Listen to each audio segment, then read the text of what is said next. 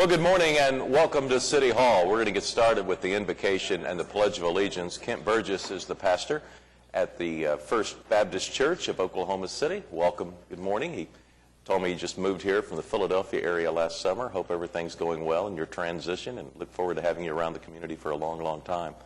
When he's through with the invocation, I'll ask Councilwoman Salyer. She'll lead us in the Pledge of Allegiance. But would everyone please stand? Let us pray. Gracious God, giver of all good gifts, we come to you today, thankful for the gift of life. With the new sunrise, we have new opportunities. We pray that you will bless here in this council meeting with any decisions that are being called forth, that you will give wisdom, that you will grant grace to each one to be gracious to one another, that we will do your will and be responsible stewards of those things that you have entrusted to us.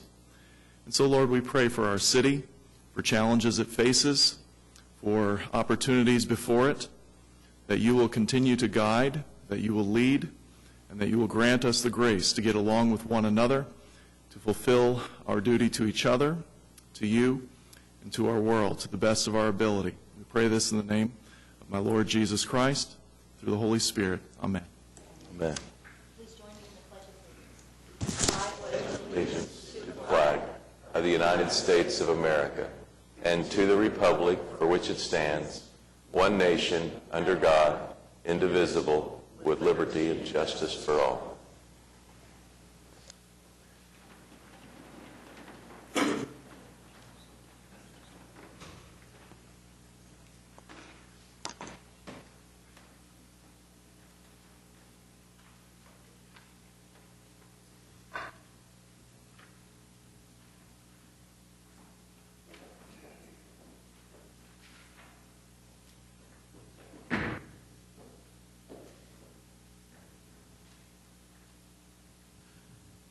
Well, we are very proud of the staff that works at City Hall and serves the citizens of Oklahoma City, and from time to time we receive an award of distinction. We'd like to draw that attention to our employees so our citizens understand just how important we take our obligations. I'm going to ask the Finance Division to come forward. Doug Dowler runs this office. Come on, bring up everybody. They have received a Distinguished Budget Presentation Award. Let's show our appreciation to these city employees for what they've done. And Doug, I'm going to hand you the microphone and allow you to explain more about this particular award. Certainly. This is from the Government Finance Officers Association, GFOA, which is a national organization. It's our Distinguished Budget Presentation Award. And so they lay out a number of criteria for the way that the budget is presented, the way it's communicated, the information that's contained there, to make sure we're meeting best practices. And so we're very pleased to get this award. This is something that we work towards every year to make sure our budget really complies with best practices and presents the information in a way that's understandable for citizens. There's a lot of information in that budget book. It's a really thick document, and so it's a lot to go through, but we try to make it as easy to understand as possible. So we're grateful for this award. And the award on here signifies that you've received it in 2013, 2014, and in 2015. So congratulations. In fact, yeah, this is a new plaque. We've actually gotten it over 25 years. Oh, my gosh. This is something we've been, it's kind of set as our standard that we do each year. Well, congratulations again, and we appreciate your work. Thank you. Let's show our appreciation one more time.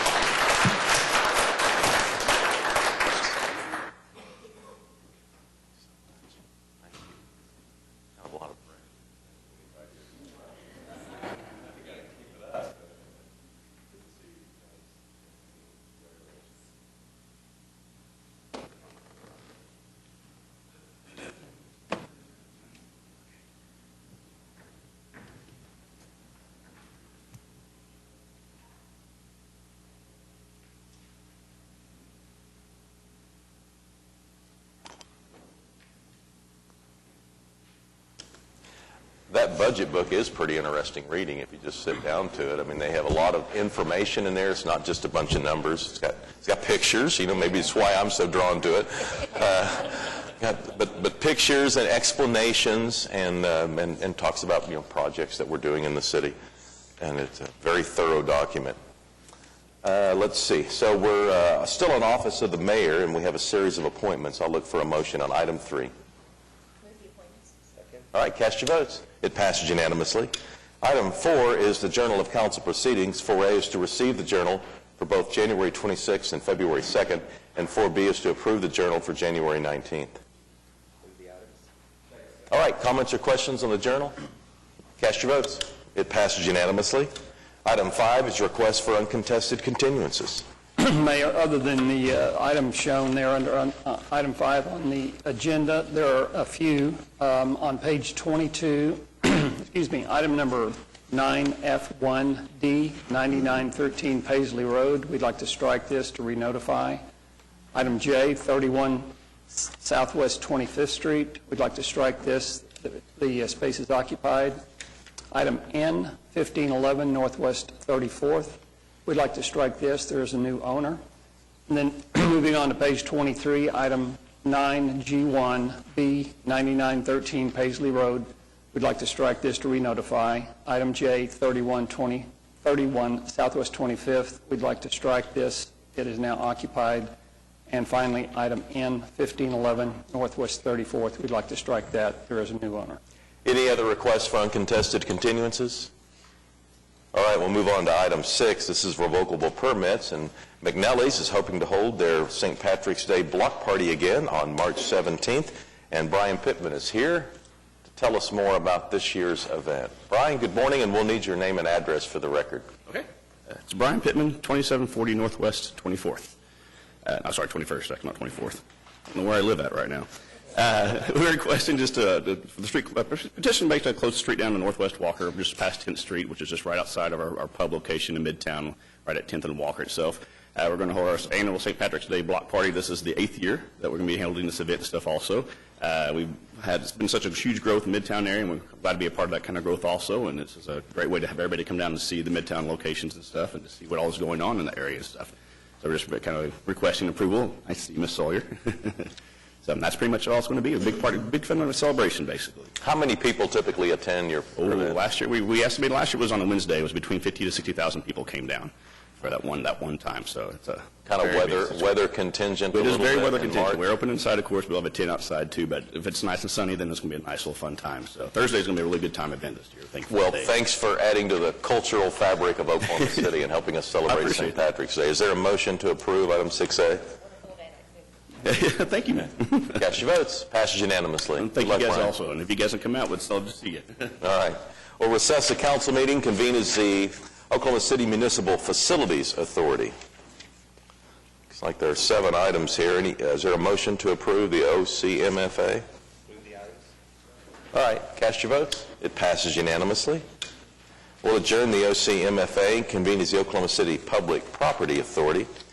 And I think it's probably a good time to welcome Bill Fleming to our midst today. Bill is working with us on our first senior health and wellness center that comes with MAPS 3, and he's representing healthy living and fitness today. Bill, good morning, and thanks for all your work to get us as far as we go. I know you've got some construction that's underway. I do. Thank you, Mayor, City Council. My name is Bill Fleming. I live at 11500 Rickhaven, and it's my pleasure to speak with you a little bit about the First Senior Wellness Center. Things are starting to crank up and get exciting. I'm amazed at how much interest there is in the community for this center. We had a little blurb in the newspaper a week or so ago with my name and cell phone number on it, and it rang off the hook. That's about all I did, is answer the phone for a while. One of the things we're doing is we're starting a founding member program because we'd like to get people to buy in early. And to be a founding member, you pay $1,000. That entitles you to the use of the club or the facility for 3 years. And we're hoping that we can get those founding members engaged, signed up early, long before the center opens, and that they will help us enroll new members prior to the time that the center opens. The interest in the community is good. I think it's going to be great. And I believe that this thing is going to really take off, and it's exciting to be a part of it. I'd be happy to answer any questions that any of the council members might have. Construction timetable, when are we looking at opening? Last report, November 13th is the completion date. That's We're hoping earlier we can than I have expected. Christmas parties there for this year. You know, the one thing I'd say is that Bill Crum wrote in the Oklahoman that MAPS 3 is starting to move at a rapid pace, and this is a perfect example of it, as you can see from the construction that's going on out there. And Bill is getting a lot of calls, but also I'm getting a lot of calls that people are excited about it, want to know the specifics of it. It is an interesting project in that it really caters to our seniors. For example, there won't be curbs because seniors have trouble with curbs and they can trip and fall. And so there's really fine details that have been looked into this project. And so we're really excited about it. And Bill, if you want to give your number out again so we can keep calling on those founding memberships, that would be great. If you don't, that's okay too. Absolutely. My cell phone number is 370-0996, and I would look forward to talking to anyone about it, any aspect of it. And Pete, Bill said he knew it'd be a little bit of drive for you, but we'd love to have you as a member.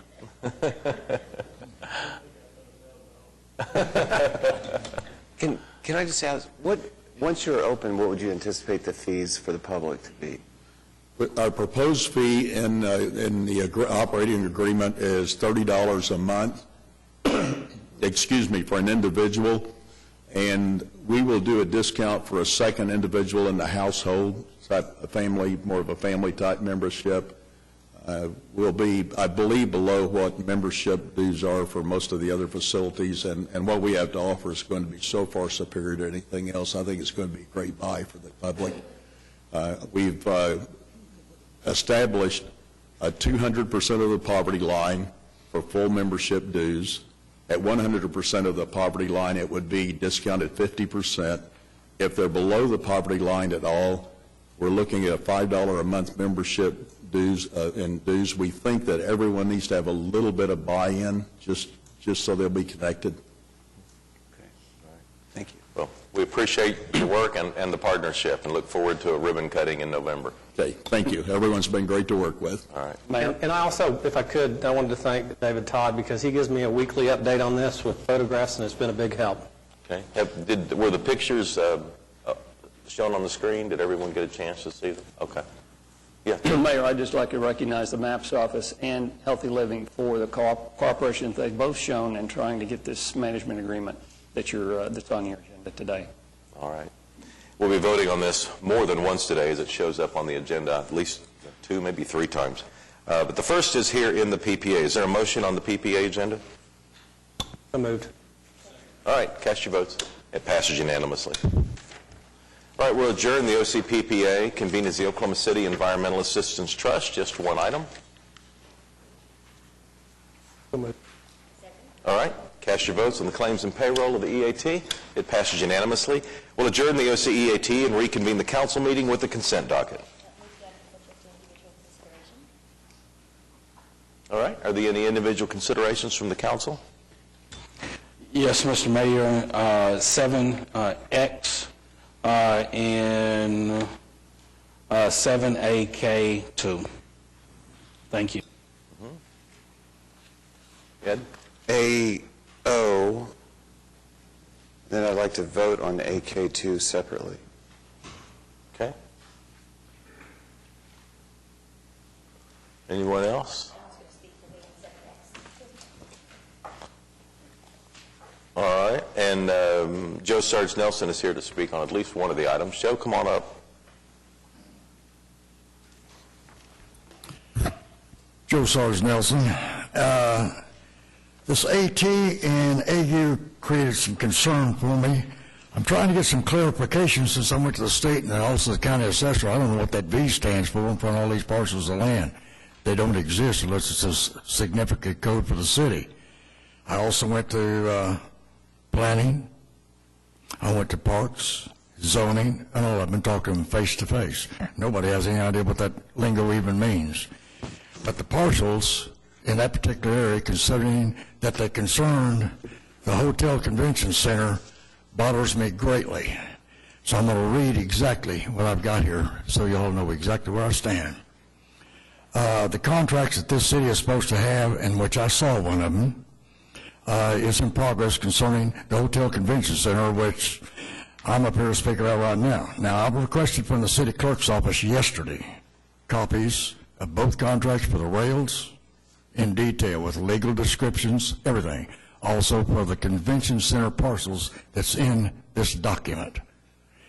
Now, I asked for copies in full and detailed with addresses, legal descriptions of the parcel of the convention center that are clearly refers to items B as in Victor type parcels of land. And so far, the contract does not make any one thing clear as to what that B in fact does stand for, unless it's some special code, like I said, of the city. Well, I, for one, went from the top to the bottom of the parcels, like I just told you, checking the different offices to try to find out exactly what that meant, and got absolutely nowhere. I went to the county assessor's office and talked to them and this and that, what have you, and the planning and everything. But I do know this for a fact.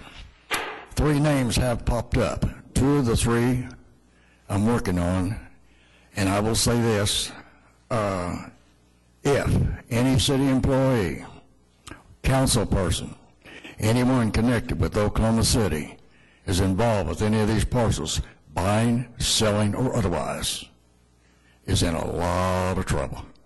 You might as well know right now. I've started an investigation, and I intend to complete it. On the back side of this right here are just partial documents that I've already got. There's about 30 of them right here. I got the rest of them in my briefcase. And I am going to, if you don't mind, give this to my councilman over there. It's a letter of explanation exactly what I'm doing, why I'm doing it, and I need his help as my councilman to speak, since I can't speak directly to you people. But I'm a little disappointed that Oklahoma City is buying property that doesn't need to be bought to begin with for a hotel we cannot afford. And secondly, we got 12 in Oklahoma City right now that's never been over 25% capacity. We can hold any convention center here and get along just fine. Either somebody up there on that horseshoe's not doing their job, and some of them are. But you know who are and who you're not. And I will end the conversation there on this particular, and I'll wait till I speak for citizens to be heard. And if you don't mind, I'll give Mr. McAtee his envelope. Thank you. All right. Joe, thanks for coming down. Let's see. We also have a few presentations in this part of the agenda. Robbie Kinzel is here on item W, and this is a call for artists to request to be qualified because we're adding some public art to the Intermodal Hub. Good morning, Robbie. Thank you. And I want to thank Sharita Bryce here. She's a new employee to the city, fairly new to the planning department, and she works with the agenda for the Arts Commission. So she'll be helping me today. So I'm going to say we a few times as we go through the presentation.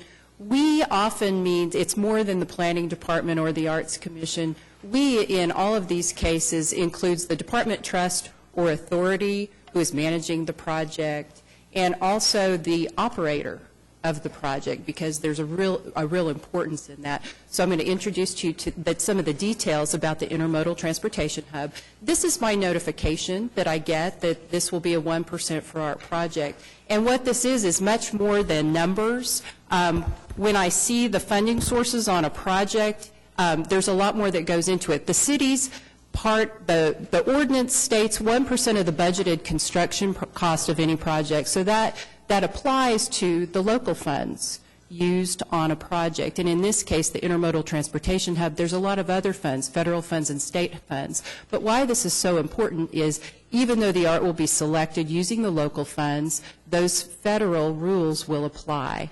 And so some of the constraints on this project, there are 2 that are major, or maybe challenges. Those will be the historic sensitivity of the project, because this is a National Register site, and also the timeline for using the federal funds also applies to the local funding.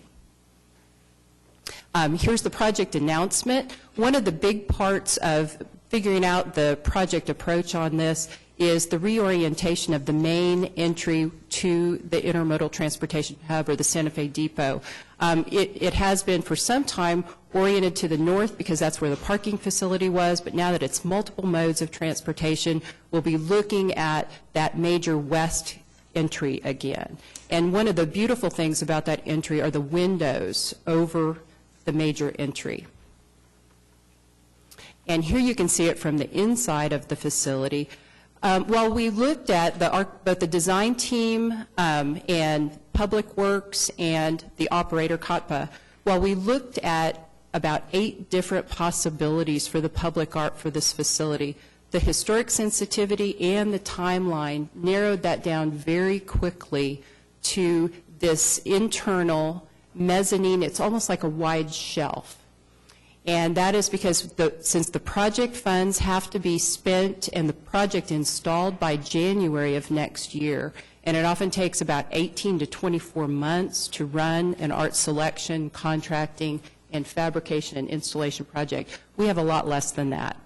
And so we had to eliminate anything that could slow the project down. So the idea would be that we would commission a work that could sit on this shelf and be very well lit so that you could see it from that main entry point along E.K. Gaylord, but also enjoy it on the inside of the facility. Stakeholders, of course, are very involved to the successful outcome of a public art project, and you can see here we have a representative from the design team and COTPA, who will be the operator, also a trustee from COTPA.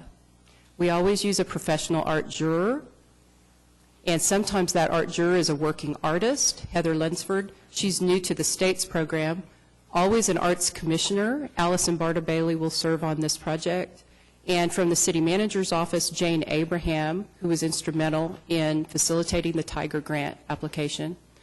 And then because of the historic sensitivity on this project, we've asked our historic preservation officer, Katie Friddle, to serve. And she's been very helpful in helping us ask questions to the State Historic Preservation Office. And then also from the MAPS, the subcommittee on the streetcar, Nathaniel Harding will serve. We have 2 advisors for this project in Public Works, Kay Burleson, and then Corey Hubert from the Embark. He's the parking services manager. They'll also advise, and they're really important when we do a site visit. So our next slide will show you what our schedule is. If council approves this today, we will announce it tomorrow with a submission deadline of March 8th. The first selection committee will be held on April 1st.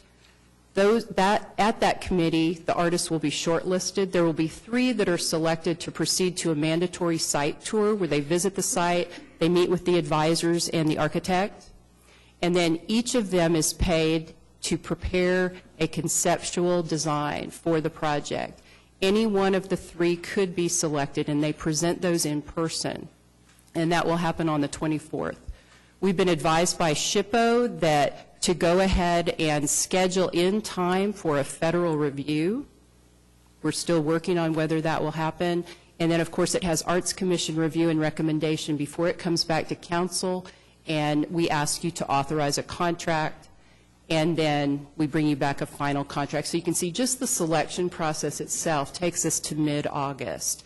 And then we will set that up for a notice to proceed, and it has to be installed by January 7, 2017. So a very aggressive project. I think it has potential to be quite beautiful. We've opened it up to all kinds of media that could be freestanding, maybe attached but not permanently attached inside the facility, but to sit on that wide, large, and deep mezzanine shelf to be seen both inside and outside. Do you have any questions? I have a question, and you may have clarified it, and I just didn't catch it, but is the 1% that's available because of the MAPS 3 budget, is that based on the entire streetcar budget or just the multimodal hub budget? It's based on the construction cost of the multimodal hub. It's for buildings and parks, so it's the building itself. Does the streetcar aspect of MAPS 3 qualify for the 1% arts? No, it doesn't. Okay. Any other comments or questions? Yeah, David. Robbie, could you explain why it has to be completed and installed by January of 2017? That's the deadline required by the grant, the Tiger Grant. So when you're at the local money is used as a match for the federal grant. So it comes in as a match, and it has the same rules apply. And there's just no way around that? We haven't seen a way yet. Okay, and thank we've you. talked about it for quite some time. Yeah. All right. Robbie, it's an exciting project. Thanks for the Thank update. you. And we look forward to that day when we get to see this public art that the citizens have helped us pay for. All right, I think now we're on to item AK, and We have presentations on each of these. Is David Wansler here to talk about item AK1?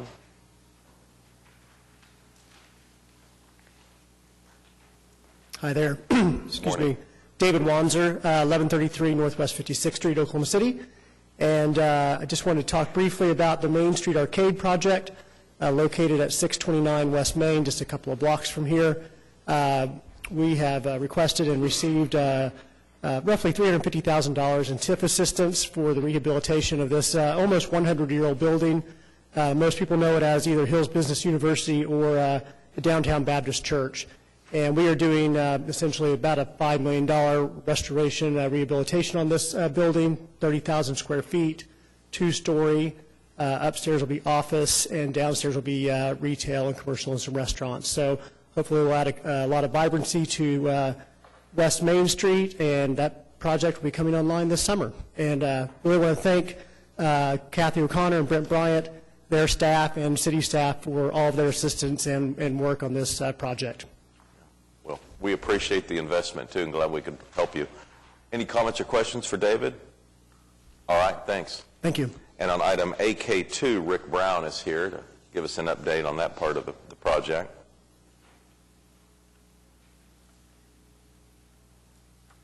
Good morning. Rick Brown, 14918 Hertz Quail Springs Parkway, and I'm here, the architect for the project, representing Mr. Shadid, who's the developer. The project is a 96,000 square foot shopping center that was built in 1962, and our project is a part of the Northeast Renaissance TIF project, of course. So we're one of the initial people to come in and request some assistance within that TIF. So this project will completely strip the building down to the building structure, renovate the exterior of it, the parking lot, the whole deal. The shopping center was once the home of a grocery store and cafeteria, drugstore, TG&Y store. So it was once a really vibrant place in the community, and our objective is to hopefully restore that for the northeast part of the city. So total investment, in the infrastructure is about $7 million, and that includes, over time, tenant finish money, and the overall value of the project then with all of it in is about $11 million, I think. So any questions that you have, I'll be happy to answer. Will there be a grocery store in the development, Rick? That's the intent. We lost the first grocery store we were working with, but we currently have a letter of intent from another, so that's looking very, very positive to have a grocery store. We're also working with a national hardware retailer, a national sporting goods retailer, and some other regional and local tenants as well. So hopefully there's going to be a reasonable mix of all of those types of retailers there. Will you be breaking ground prior to having these agreements with the retailers, or which comes first? We will. In fact, we have the project's in for a building permit now, and hopefully we'll get that finalized this week. The project's been bid and ready to go. So the hope is that we'll be under construction by the end of this month, actually, with a completion set for probably October, November this fall. All right. That's great. I know John wants to speak to the item, but are there any questions for Rick? All right. Thanks, Rick. Thank you. John, do you want to speak on the item? Yes, and I just want to take the time out to thank Mr. Shadid and also Rick for their hard work, and also city staff, Kathy O'Connor, Brent Wiley, and Amanda for all their hard work. This is an example of why TIF was formed in the first place. I do believe that this does pass the but-for test, and I know a lot of times we talk about but-for, but this development would not have happened if we did not have the TIF in place. So again, I do want to thank city staff and also Mr. Shattuck and Rick for their hard work. This has not been an easy project. Again, I just want to take the time out to thank everyone who's been actively involved. Tentatively, the groundbreaking is set for February the 25th at 2:00 p.m. And according to the development agreement, this development will be completed by November the 30th of this year. Thank you, Mr. Mayor. Mayor, I'd just like to make a comment on AK1. I had a chance to go through that building earlier, a month or so ago, and it is absolutely going to be wonderful. I mean, it is a perfect example of what can be done with a historic building with a little courage on the part of a developer and some assistance from the city. It is really going to be a nice facility. You're with the Main Street Arcade? Yes, the Main Street Arcade. It is really... I looked at it in the capacity of part of the site selection committee for the ACOG. We're looking to move and looking at different places, and it has really got some great potential. I appreciate the brick too. He gave me a brick while I was there. It's a great opportunity, I think. Once that paint got stripped off the front of it and the brick restored, it just is absolutely stunning along Main Street. I think it's the catalyst piece for a ton more work to happen on Main Streets. Thank you, David. The thing about that is, you know, it just preserves a piece of Oklahoma City's history that wouldn't be there otherwise. You just going through it, talking about the different businesses that were there and how long ago they were there, and the church that was there for years, and the business college that was there for years. All those things would just be left as a picture somewhere if we didn't have the restoration going on that's like that. I very much appreciate it. Yeah, it's going to be a great project. All right, item AL is up. Kathy, do you want to come and tell us more about the TIF 2? Okay. This item is to provide some TIF assistance to the Central Oklahoma Transportation and Parking Authority for the assistance of the development of the Arts District parking garage. The funding was used to help finish out the retail and commercial space on the first floor to help offset some of COTPA's costs to make the renovation so that they can then begin to charge rent for the space and hopefully recoup some of that money. Okay.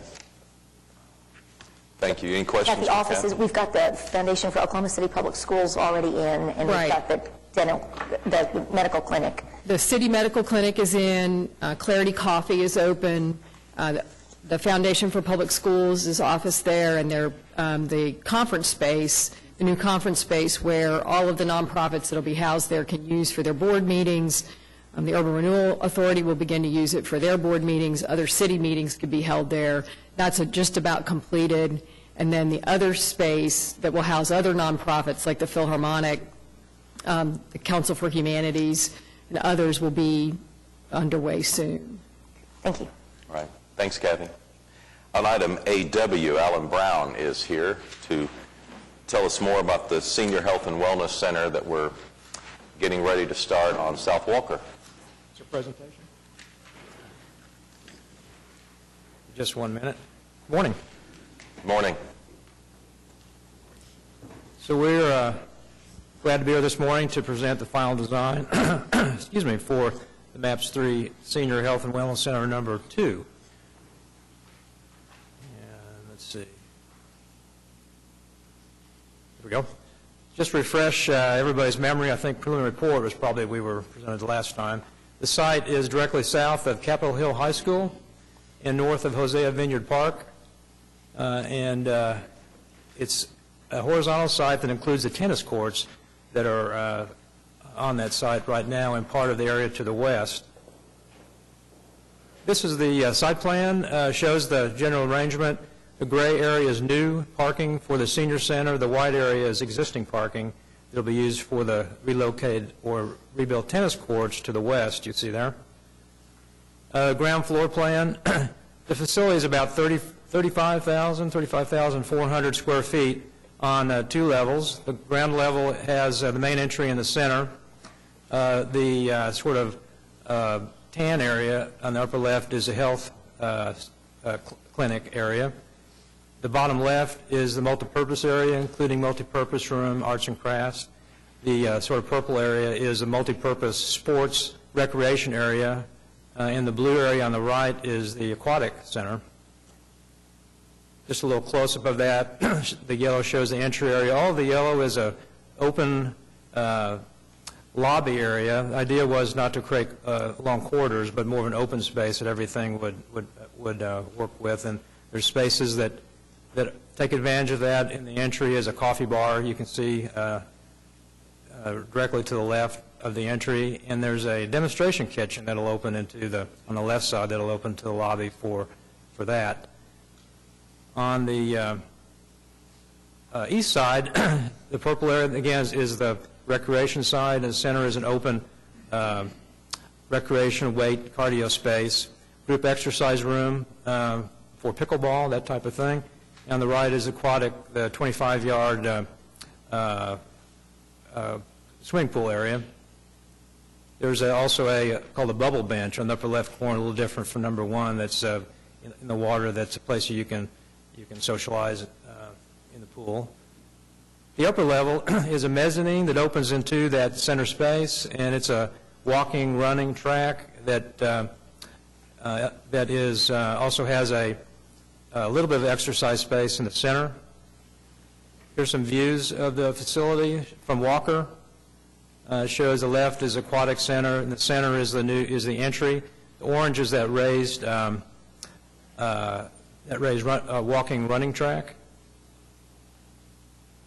A little closer view of that, the main entry, the car porte cochere.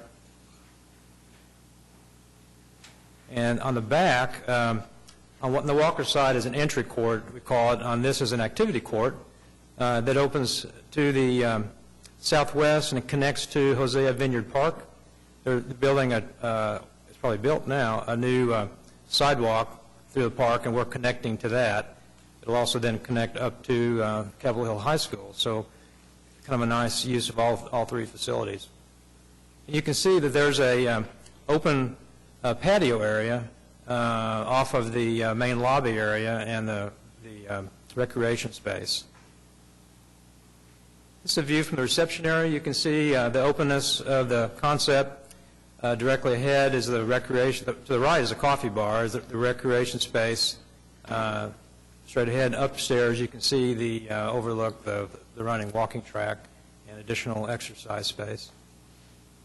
And then looking from the top down towards the entry area, you can look out through glass areas towards all around, basically all sides. This is looking back towards Walker. And then you can, from the open space in the center, look into also the aquatic area. So then on into the glass to the east. The colors materials were chosen to respect the sort of Hispanic culture in the area. Won't go through all these, but you can see some of the bright colors we've used in the space. Oops. All right. The construction FF&E budget for the project is $10,560,000. Our estimate at this point is $10,468,223. See the difference there. We have 5 alternates, depending how the bids come in. The first one is that entrance canopy that I showed you. The second one is FF&E, fixtures, furniture, and equipment for the clinic and office space, the health clinic. And the third one is not used. The fourth one is FF&E for the arts and crafts room. And the last one is exterior FF&E, which would be benches, bike racks, that sort of thing, and a fence around the site. Okay. Our schedule, if you approve, we're at January. Actually, we presented this first in January. City Council approval in February. Bidding will be received in March. Notice proceed to the contractor at the end of that month, and then substantial completion May of next year. And that is it. Any questions? Yeah, a couple of comments about this. This wellness center is going to be somewhat different than the one Northwest. Its focus is somewhat different. This is the health aspect, the wellness part, the early diagnosis of health problems is going to be a much stronger emphasis here. I see Randy's here. Right. I didn't realize he was here. He had that bow tie on, and I wasn't sure that's who it was, but I guess it is Randy. And one thing it's going to have, this doesn't really have anything to do with construction, but this facility is going to bring up another question that I think we need to address. Come on up, Randy. We're going to have to address, and is when we did these, we proposed these to be senior wellness centers. They've been sold as senior wellness centers, but one of the things we discovered in the process of locating the one in South Oklahoma City is the Hispanic community is a multi-generational type community culturally. They're very multi-generational. When the grandmother comes, she brings her grandkids with her. You may find that true to some extent in Northeast Oklahoma City, but I've just been struck by it in Southwest and Southeast Oklahoma City that all activities are multi-generational. And I think we need to take, as a council, we need to look at that designation as senior again, because I think the facility will run better if we make it, now to what degree we make it multi-generational is something we could decide, but I'm not confident that it'll be as successful as it could be if it's not to some extent multi-generational. You want to weigh in on that, Randy? That is consistent with the feedback we're hearing from people in the area. Yeah. I just think it's something we're going to have to talk about because we've talked about cutting it off at 50 or 55, and I have a strong feeling we're really hurting ourselves if we do that in this facility. I don't know how to get that back on the agenda for us to discuss, or maybe it needs to go to that committee and have the subcommittee bring it to the general committee, and then we talk about it. But I think we need to talk about it soon before we get too much further into this, because I just think it's... And I have to agree with Pete on the issue of multi-generational. That's something that I talked about back in 2013, because some of the communities, you do have grandparents raising grandkids and so forth. I think the vast majority of the time definitely needs to be seniors, but we should allow for a certain percentage for it to be multi-generational, because you do have, for example, like Pete stated, on the south side and northeast Oklahoma City, where you do have grandparents raising grandkids. As a matter of fact, you look at the younger population in northeast Oklahoma City, a vast majority of them are not being raised by parents, that are being raised by grandparents. So you bring up a good point that, again, that I expressed back in 2013. Well, I just think that maybe we ought to ask the subcommittee to look at that again, and maybe not look at it on I suspect the way the design is, the location of the one Northwest, it's going to be fine the way it is. But I don't think the one south, and now that John's weighed in on that, I think the one Northeast we may need to look at some multi-generational aspect of it. I just don't know how we can isolate that multi-generational type of facility by location in the city. I think we would have to do that citywide. You know, the state of Oklahoma has the highest per capita of children being raised by grandparents, so it's not isolated to a particular race or location in the city, I don't believe. In southwest Oklahoma City, we have that same situation about children being raised by their grandparents. We also have the cultural situation that's different in the Hispanic community. It's even stronger in the South. I don't think you're going to get Hispanic elders to come if you totally eliminate younger people. I just don't think it's going to work. I just think you've got problems, though, if you're going to say this particular facility. They're already different. The one Northwest, $1,000 membership idea, that's not going to fly on Capitol Hill's campus. I mean, they're going to be different, and I suspect it may not fly in Northeast either. Well, I think you'll get some pushback from some seniors. And, I don't think we're trying to limit access to any of these facilities to any particular race or other type of criteria for individuals. I think the concept was presented initially in the MAPS 3 initiative as a senior wellness center. And it just sounds strange to say, except for this particular location, we're going to honor that. Well, I'm not opposed to it. I'm just raising some David, I'm issues. responding to pushback I'm getting now from people saying they would like for it to be multi-generational. So if that's the nature of the beast, that's what this chair's all about, is responding to those kind of things. Well, I'm just saying, I'm not sure we can make that decision without input from other people. That's how I wanted to do it. I want to ask other people. I want to start it back at the subcommittee. They've already made decisions that they're going to be different. The idea that they're all going to be cookie cutter is already different. That's all. And I suspect that when we do one Northeast, we may find that we have a third model. I think it's something we need to look at, but the question I have is, can we change it without a vote of the people? Can we change it without a vote of the people? This was voted on and passed by the citizens of Oklahoma City. Right. Yes, you can. Yeah. It's just it's in a resolution. It's a resolution where council declared their intent of how the money would be spent, but you can actually legally spend the money on any capital improvement. Okay, thank you.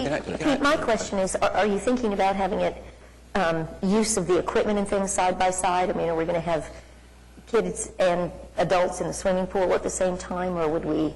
I don't know. I just believe that if you limit it to seniors, you're not going to get the utility out of it in the one that's south that we want. I mean, I understand that. I understand. Hell, I don't want to go to the gym with those little girls that weigh 14 pounds running on the deal next to me. I feel like but I understand that. But there's got to be a way to make that work where we'll get the maximum utility out of it. I think this one is different because it's going to be it's in addition to a health and wellness facility, it's going to be a medical facility too. And there is already a facility like it located at Capitol Hill, which Variety will move as soon as this center opens. Variety's going to move that facility to another high school that all the schools are competing to see who gets it when they move it. So I think it's just a different demographic makeup than where the one that Northwest is. It's just, A couple of things. Let others talk. Meg, you want to say? I just wonder if, having space for young people to come while their adults are working out, if we had a computer lab or something where they could participate in being there, but not necessarily, be sharing the equipment. I haven't thought through it either, but I think it's a kind of a fine line of how we design the programming. Yeah. I don't have a preconceived idea. I just know from the meetings that I've been to, both involve the local schools and the wellness center and the neighborhood meetings, people have got their kids there. I mean, I hear you. That's all I'm saying. One other comment. Okay. The selection of this site was kind of a departure originally, but the benefits of selecting a public site will create a tennis facility. We thought originally the city owned the tennis courts. We found out later the schools owned the tennis court. So we're having to purchase, and the exchange is the city's going to build, instead of paying for the site, and they're going to build a tennis facility in South Oklahoma City that wouldn't be there otherwise. So the benefits of selecting a public site have all kinds of ramifications, and I think when the subcommittee looks at it, I'd like for them to look seriously at looking at a site that's either owned by the city or the county or the schools, because that $1 million site money can be used to do something else with it. And in this case, it's going to build a really state-of-the-art tennis facility in South Oklahoma City. And I just think that's a bonus. That's just an add-on that wouldn't have been there otherwise. All right. Thanks, you guys. Yeah. So is the cutoff 50 or 55? 50. I guess maybe because I'm rapidly approaching that, I don't really think of that as senior citizen. So it almost already seems multi-generational. I mean, you're not just talking about grandparents, you're talking about some parents that are 50. But what feedback are you hearing when you say you're hearing feedback? So I hear both sides of this. There are seniors that don't want to be in an environment with young children, and then there are seniors who will only come with their young children, particularly those who are not primarily versed in speaking English, and they use their young children to communicate. So what I would suggest we kind of think about is a middle ground in which there are segregated times for bringing children, and then times that perhaps are exclusively adult, so that we're kind of getting the best of both worlds. So there are some important kind of pieces that I think are noteworthy in this. It's built right next to a school. We have designed it. The health clinic portion will have a separate entrance for high school students to come in and be segregated from the adults and be able to use the health clinic benefits of the clinic without coming into the bowels of the Senior Wellness Center. So we've already made that accommodation.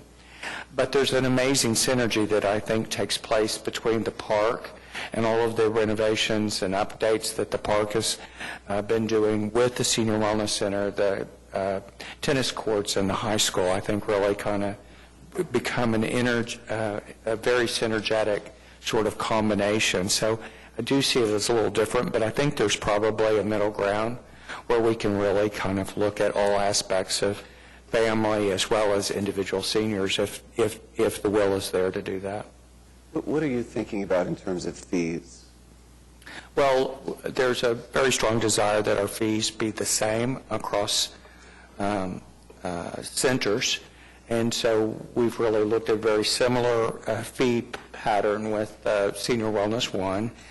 My memory, though, was that it was about $25 a month, and I don't know that we had gotten into much drill about below doing a sliding scale. In my opinion, it's just more trouble than it's worth to collect partial sliding scale, very low dollars. So, I had proposed we just waive fees for people below 200% of poverty. Randy, speaking of fees, the YMCA has a provision that once you become a member of any facility, you have access to all of the facilities, I think nationwide, not just within the city of Oklahoma City. I know it complicates things, and there may not be that much desire once you sign up for one facility, but what are your thoughts about opening up access to all four wellness centers once they're completed? Mr. Fleming and I have visited about this a number of times, and the budgets are very separate for each facility. So we've thought of ways where we can accommodate that interest, and by having a day pass and giving, say, for example, a free day pass to a member of another facility, but then if they want to buy a day pass after that, they could do so. It'd be at a very reduced fee. But the notion of a kind of a free-for-all where you just open-ended go to one facility over the other doesn't really work from either a physical or a programmatic view I think for either one of the first two centers. I'll let Bill speak from his point of view. But we're really trying to create a sense of community at the Senior Wellness Centers, each one of them. And so we're really looking for a consistent, group of people who are primarily attending. No, I understand, and I would think the factors that you mentioned, the programs, the facilities themselves, may limit the interest among members to go to different locations, but there may be situations to where, due to work versus where they live, there would be times where having access to more than one facility might be helpful to some individuals. I think it would probably increase the price of the membership to do that, but we could certainly take a look at it.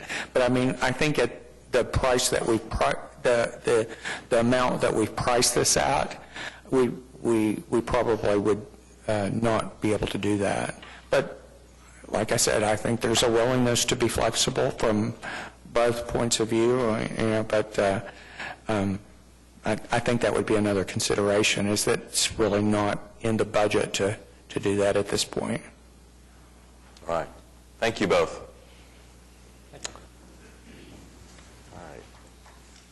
So that concludes the presentations. Ed, you wanted to speak on AO?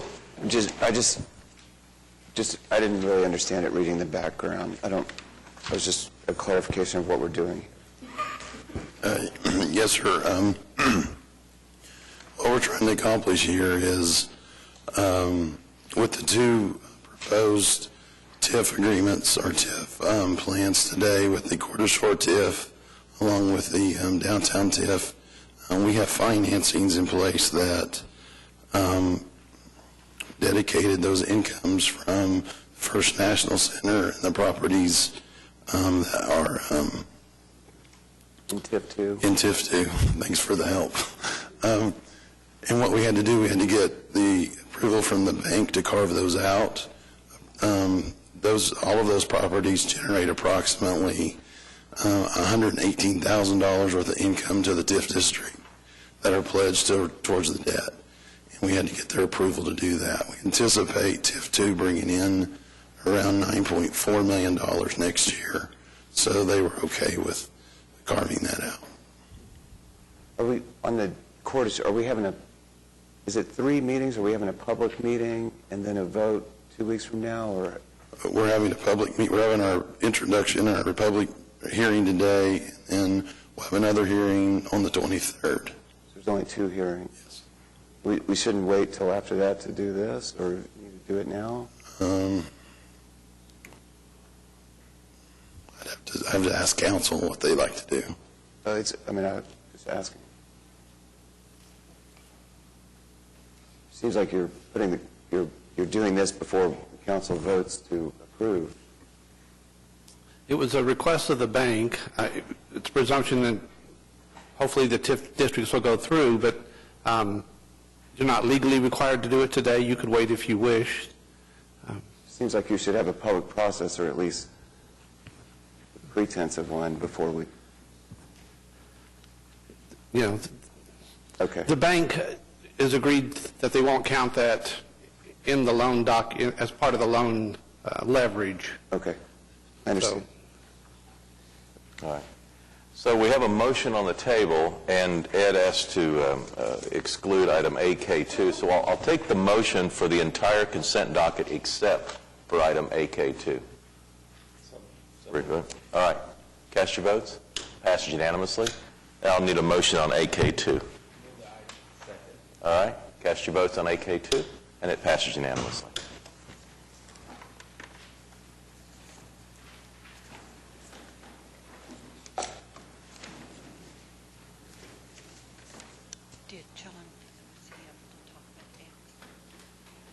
Yes, he did.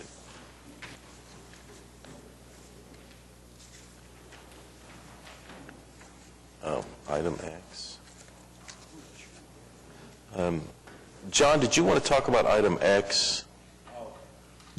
Yes, Mr. Mayor, I just wanted to point out item X, the purpose of the MOU is to continue to form a working relationship and clearly outline the responsibilities for Oklahoma City Public Schools the Oklahoma After School Network in the city of Oklahoma City in order to implement the Science, Technology, Engineering, Arts, and Math Academy, an after-school enrichment program at FD Moon in Ward 70 in Eugene Fields in Ward 6. And so I just ask quickly that Shannon will explain the program and talk about the success so far with these two schools. Okay.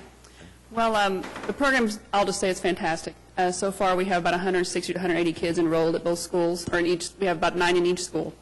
And so far, right now, at Moon, we have Rockwall Youth Mentoring, helping the children learn how to rebuild bicycles. And at the end, they'll get to keep this bicycle. So it's an absolutely wonderful program. I'd love for you guys to come see it. We have Abracadoodle helping the kids with claymation. We have Mad Science helping the kids with all kinds of experiments. And it's essentially, if you're not familiar with STEAM, it stands for Science, Technology, Engineering, Arts, and Math. And this is not only a way for children to learn all of those subjects and become scientists and have careers in those fields, it's also a way for us to introduce all these students to different careers, but also to their community. We do field trips so they can go see the community. It's something we've talked about several times. For example, with 5th graders a couple years ago, we talked to them at Moon.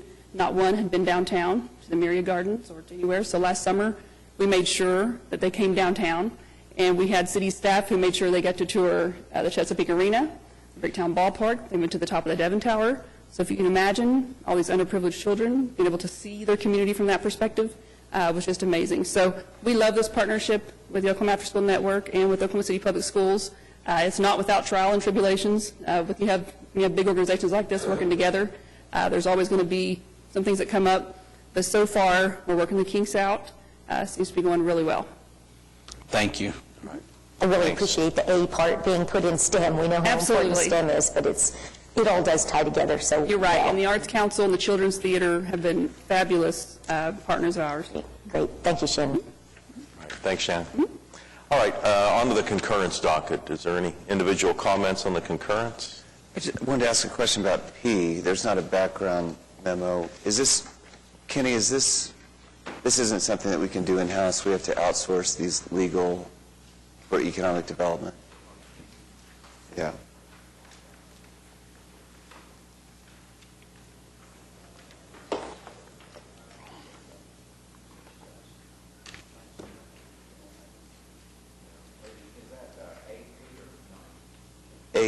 Eight P on the concurrence.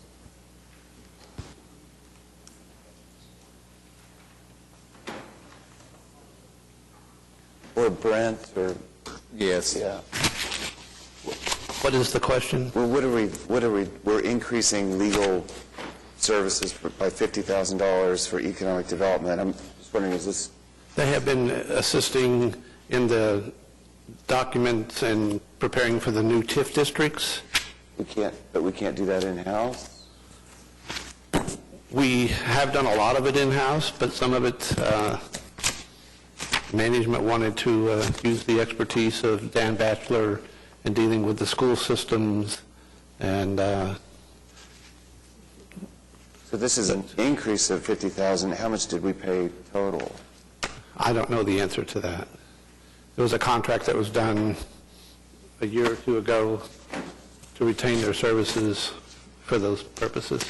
And it's who is the money going to? Dan Batchelor, or? It's to that law firm with Dan Batchelor and Leslie Batchelor, yes. And we don't know the total amount of legal fees for this, or? There's no detail in the concurrence docket on this. Right, it's not ran through our office, it's through the economic development. A ballpark figure, Brent? I don't. The contract was originally for $50,000. Historically, we paid them $5,000, $10,000 a year, a very minimal charge. And this year, with their help in doing the amendments, creating the Quarter Shore TIF plan, they exceeded the $50,000. We talked to the purchasing agent. She advised that we needed to bring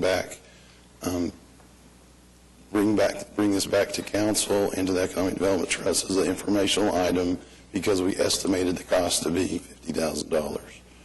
And that's essentially why we're doing it. Okay. Yeah, Pete?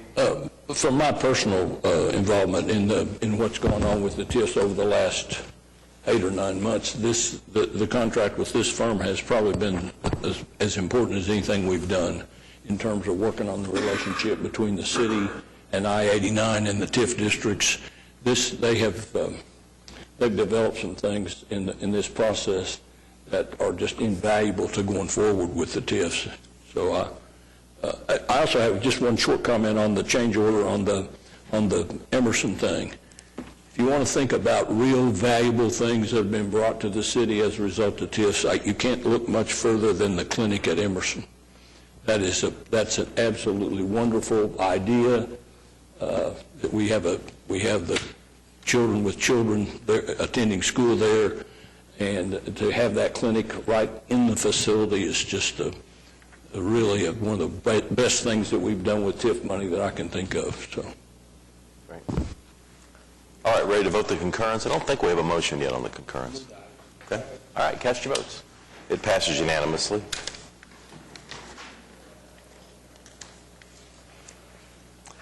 That moves us on to item 9. These are items that require a separate vote. Item 9A is a zoning case in Ward 8 at 15505 North Pennsylvania Avenue. It's currently R1 single-family residential, and it would become a new simplified plan unit development if passed. Mark? Yeah, this is an ordinance on final hearing. The applicant is Global One Services, LLC. It's to develop office and self-storage. I drove with the property, took a look at it. At one point, there was some concern by the Jefferson Gardens Homeowners Association, but now, and that's the property to the north, now Jefferson Gardens Homeowners Association is in full support. I don't think there's anybody here in protest, so I would move the item. All right, we have a motion and a second on 9A. Is there anyone here who hoped to speak on this item? All right, cast your votes. It passes unanimously.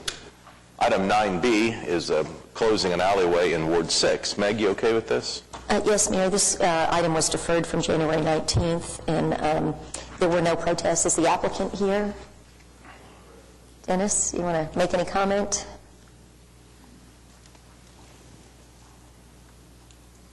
Mayor, members of council, Dennis Fox on behalf of the applicant. This is an item that was recommended for approval by the Planning Commission. They own the entire block except for the daycare center. Originally, the daycare center had a concern, and we now have an agreement with them.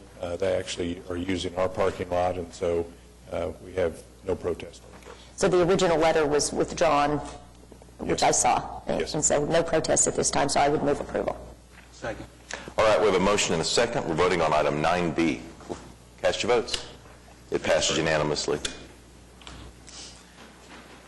Item 9C is an ordinance being introduced today, and Kathy O'Connor is going to tell us more about it. It's also 9C and D, I guess, right? Are these separate items, or are they companion There are two separate items. The first item on your agenda is an amendment to the Downtown Maps TIF district. We call it TIF number 2 typically. We have a presentation that kind of goes back through some of the basics of TIF, or a little bit about the process that we go through to create a TIF district, and then talks a little bit more about, in detail, about the amendments to the Quarter Shore TIF district.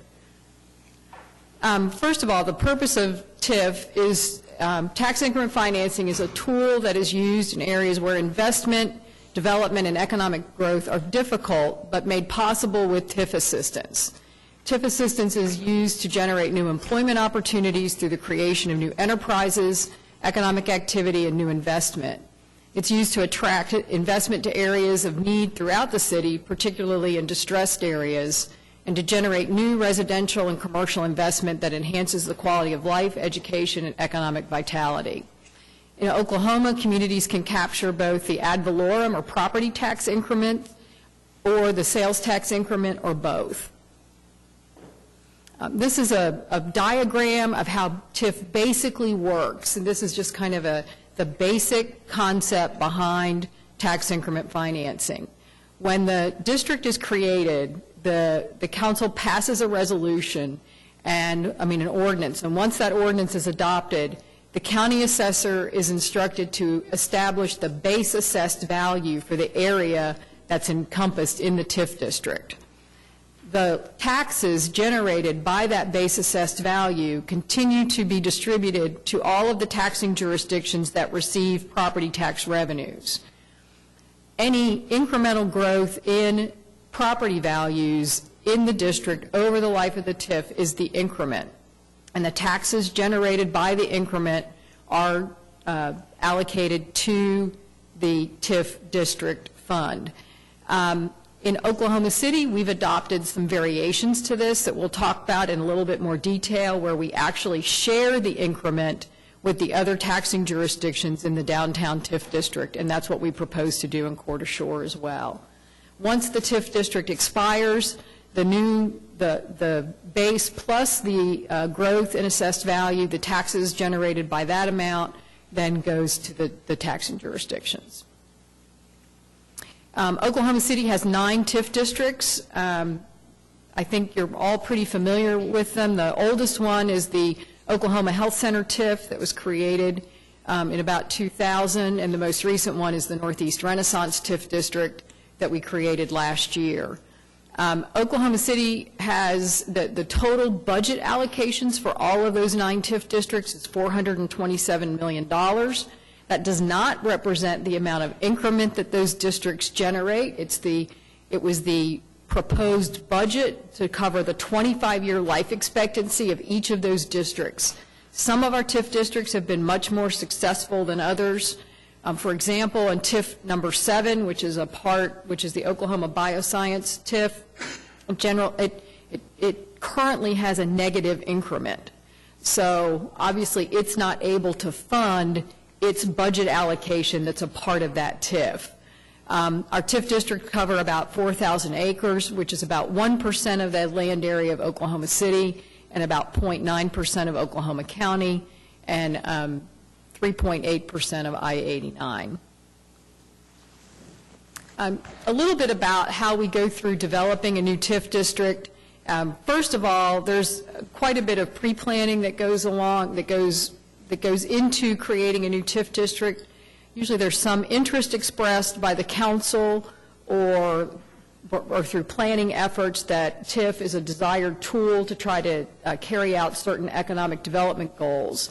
So we examine the area and determine whether or not it meets the criteria in the state statutes for the creation of a new TIF district. And those include, is it a reinvestment area? Is it an area where it's been economically distressed and reinvestment is necessary to create more economic activity? Is it a historic preservation area or project?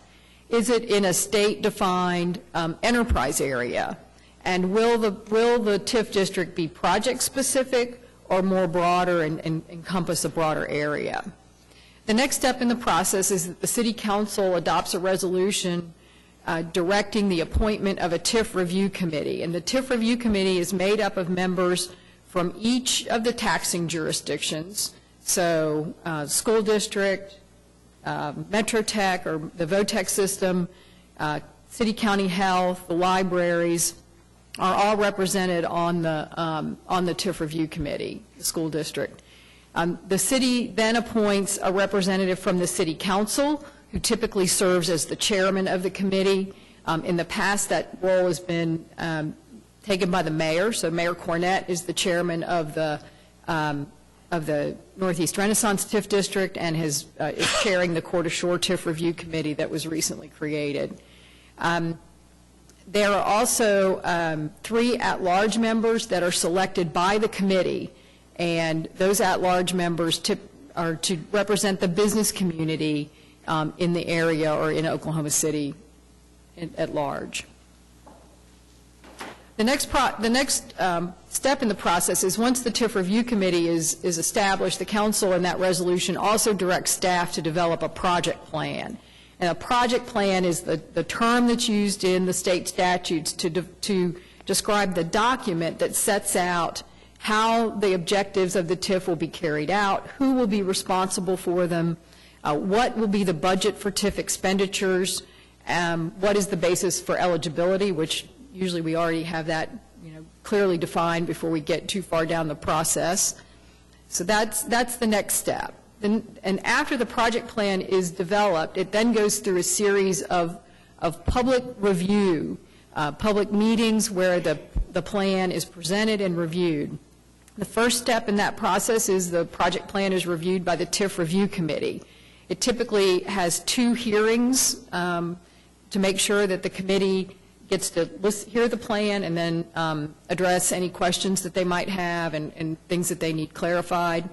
The Planning Commission is the next step in the process. Again, typically there are 2 hearings associated with the Planning Commission, and then finally the two hearings that are for City Council. And both of those 2 hearings are required by the state statute.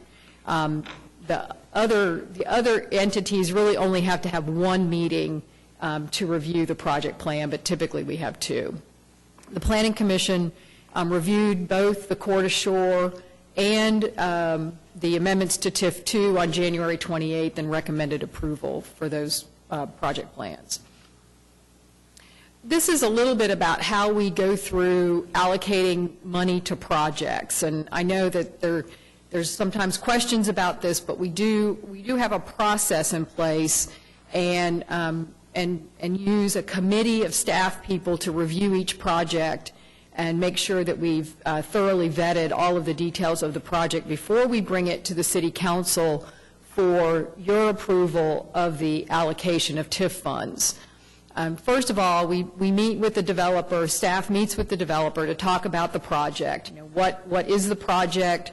What's the timeline for the project? How are they going to finance it? What are the current property values associated with the project so that we can determine how much increment we can expect? And then the project is reviewed by what we call the TIF Advisory Committee.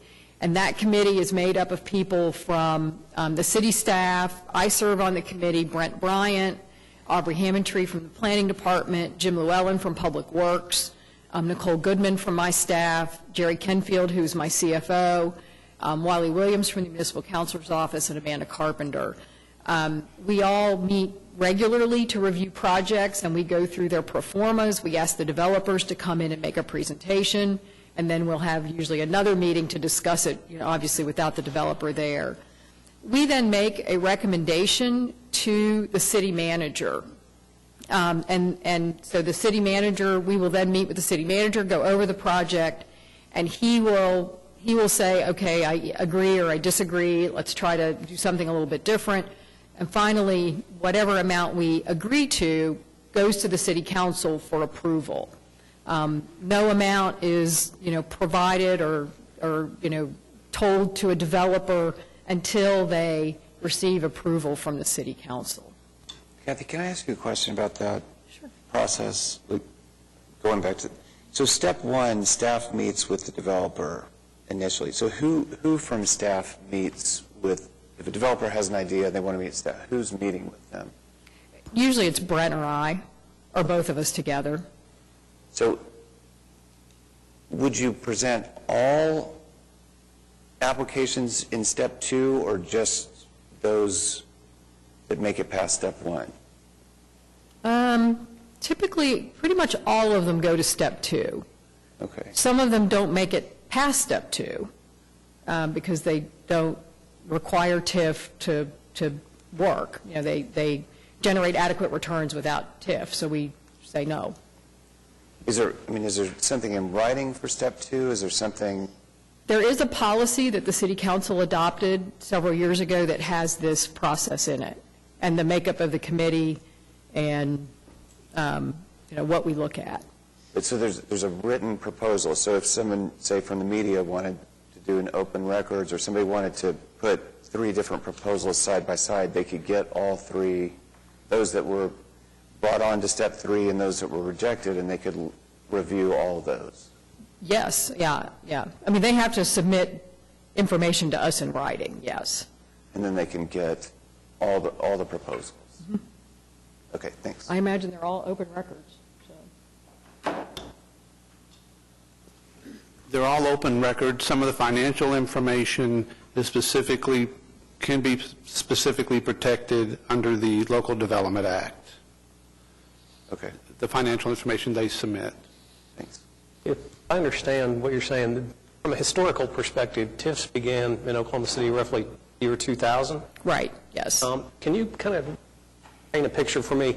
What have been our successful TIF projects and what have been not so successful? Well, we have a lot of successful TIF projects in the downtown area. We have just about all of the residential development that's taken place in downtown has utilized some TIF. There are some that haven't, but not very many. Probably one of the big success stories, obviously, is the Skirvin Hotel that has about $14.5 million of TIF in it. Some other successful projects outside of the downtown area would include the Dell Computers project, where we created a TIF district there to fund the site improvements necessary to attract Dell Computers. 2,100 jobs, several, $60 million in investment at the time. Others would include the health center, where the construction of the OU Research Park, the Dean A. McGee Eye Institute improvements, Cytovance, all of those projects were funded partially through tax increment financing. Okay. Kathy, excuse me, could we go back to the map that shows all the various TIF projects?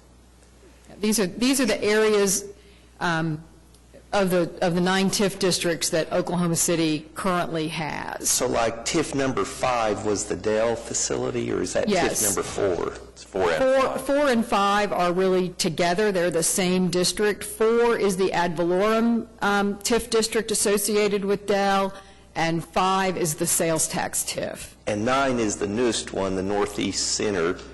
And then the downtown areas have been fairly successful. Yes. I'm interested in TIF number 7. Does that include the Health Science Center, or is that TIF number 1? That's in TIF number 1. TIF number 7 is basically the area south of 8th Street, north of the railroad tracks that run on the south edge of the health center. Okay, thank you. We hope to generate increment in that area in the near future because of the construction of the Embassy Suites Hotel. But as of right now, there is no increment. Yeah, thank you. Kathy, looking at those 9, which one of the 9 have a sales tax component? Number 3 is the Skirvin sales tax TIF. Number 5 is the Dell TIF, sales tax TIF, and then number 8 included a sales tax component on construction only. Do we have that broken out? Number 9 has a sales tax component as well. The Northeast has a sale. Do we have a breakout of how much sales tax constitutes the budget of the TIF? Yes, we do. Okay. Larry? Yeah, Kathy, in one of your introductory remarks, you said that the TIFs are used throughout Oklahoma City, but isn't there some qualification to that there has to be either an enterprise or empowerment zone in place? Right, and that was what I mentioned earlier, is that they have to be in an area that's eligible to use TIF. So an enterprise area is one of those defining criteria. So it can't really go anywhere. It has to be in an area that has proven economic distress. And an enterprise area is one of the ways that you can prove that. Okay. Any other questions for Kathy? Well, All right. we haven't even, we're just getting started, sorry. What's that? Are you still on C? Yes, we are still on C. We're still on C, okay. We haven't even really gotten to C yet. All right, well, let's keep going with C. We'll go faster, sorry. Everybody had questions, though, so it's good. Let's keep going, yeah. Okay, this is the Downtown Maps TIF District. It was created in March of 2000. It expires in June of 2027. Currently, the project plan budget is $165 million. The increment totals $113.5 million, and that's the net assessed value. That's the increment. The taxes billed in 2015 totaled $9.4 million. In addition to that $9.4 million, $3.4 million is distributed to the other taxing jurisdictions. And this is what I was talking about earlier. In the downtown TIF district, we have the council adopted in the original project plan a policy that they would share the increment with the other taxing jurisdictions for projects that were not directly stimulated by TIF. So if we did not put any TIF money into a project, and the value of that project grew, the incremental increase in property taxes is shared with the other taxing jurisdictions 50-50. 50% goes to the TIF district, 50 goes to the other taxing jurisdictions. Let's keep rolling. So the overview of the amendments to the TIF 2 is that we have made a slight change in some of the budget categories at the request of mostly the I-89. We've expanded the TIF 2 project area to south of Southwest 30th Street in order to encompass Southwest 29th Street. We believe that in the future we will be able to, might have additional revenues that we could maybe spend some money on 29th Street. We wanted to change the allocation methodology for the indirect increment, and this is at the request of the Oklahoma City Public Schools. They wanted it to be based on their operating levies, on each of the different jurisdictions' operating levies, without an offset for the state school funding formula. So the effect of this change is I-89 will get more money from the indirect increment in the future. And that change would be effective if these changes are adopted. That change will be retroactively effective to October 1st, so that any new taxes that we receive in this year can be distributed with the new methodology. It also, a big amendment that was requested by I-89 was to allow the other taxing jurisdictions to spend their TIF dollars outside of the project area. In the past, they had to spend it within that defined area. In the future, for example, I-89 will be able to spend their TIF money anywhere within their jurisdiction. Same with Oklahoma County, Metro Tech, the City County Health Department, and the libraries. The final amendment is to carve out the geography for the new Court Shore TIF district and for the First National Center. The amendment includes an amendment to create a new TIF district for the First National Center. So this is a diagram of the carve-outs. We've carved out the footprint of the buildings that make up the First National Center, and then the other hatched area is the carved-out area for for the Court Shore TIF district. These are the budget amendments that we are proposing for this amendment.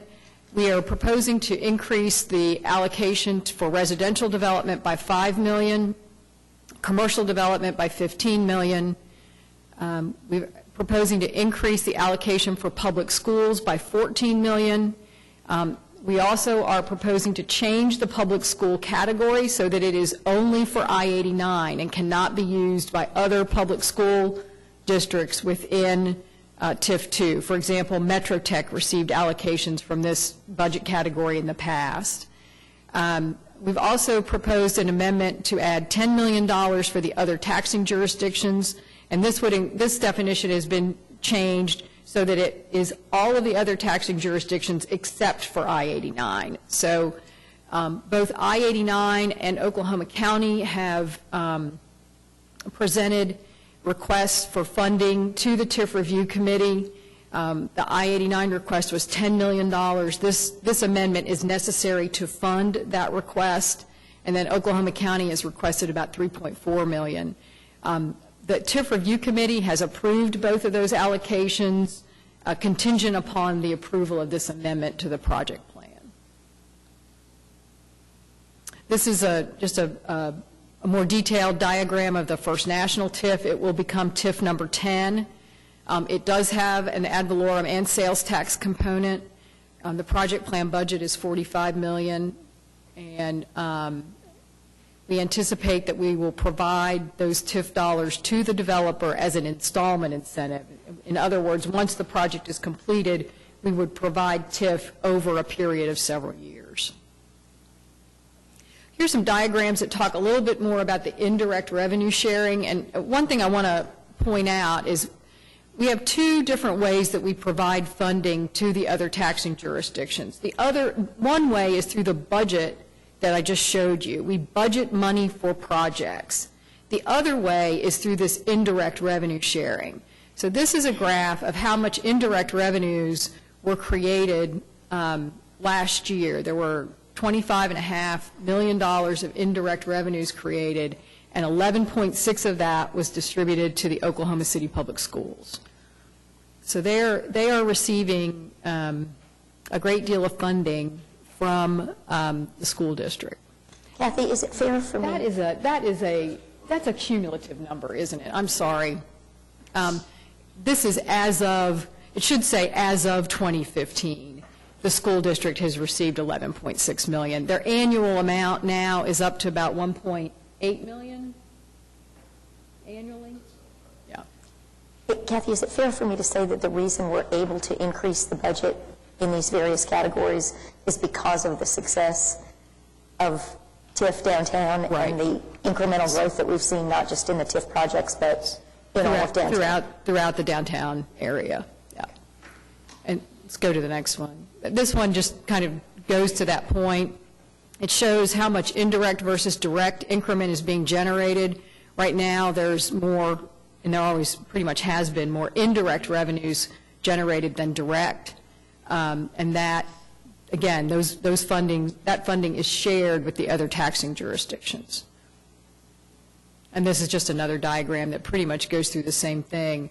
One thing that I wanted to point out is that the ratio of private investment to TIF dollars allocated as of June 30th of 2015, for every dollar of TIF we allocated, we get about $7.4 in private investment. So a pretty nice rate of return on our TIF investment.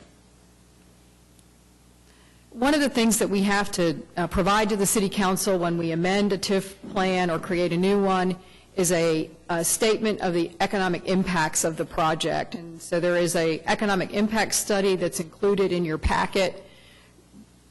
Basically what we have found is that TIF is just a part of a larger strategy that the city has adopted for economic development that includes the MAPS initiatives. It includes the job creation program that's funded through the general obligation bonds, includes retail, and it includes TIF, and that they all work together to make economic development happen. In the existing downtown area, there has been about $1.6 billion in new development since the creation of the TIF.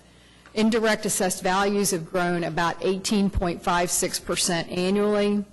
And the growth outside the increment districts, and throughout Oklahoma City, if you look at the growth outside all of the increment districts, is 2.5 times more than inside the increment districts. So although we've had this great growth in downtown and we get really focused on it, we've also experienced a great deal of growth and economic vitality in the rest of Oklahoma City. The amended project plan is expected to increase investment by about $1 billion.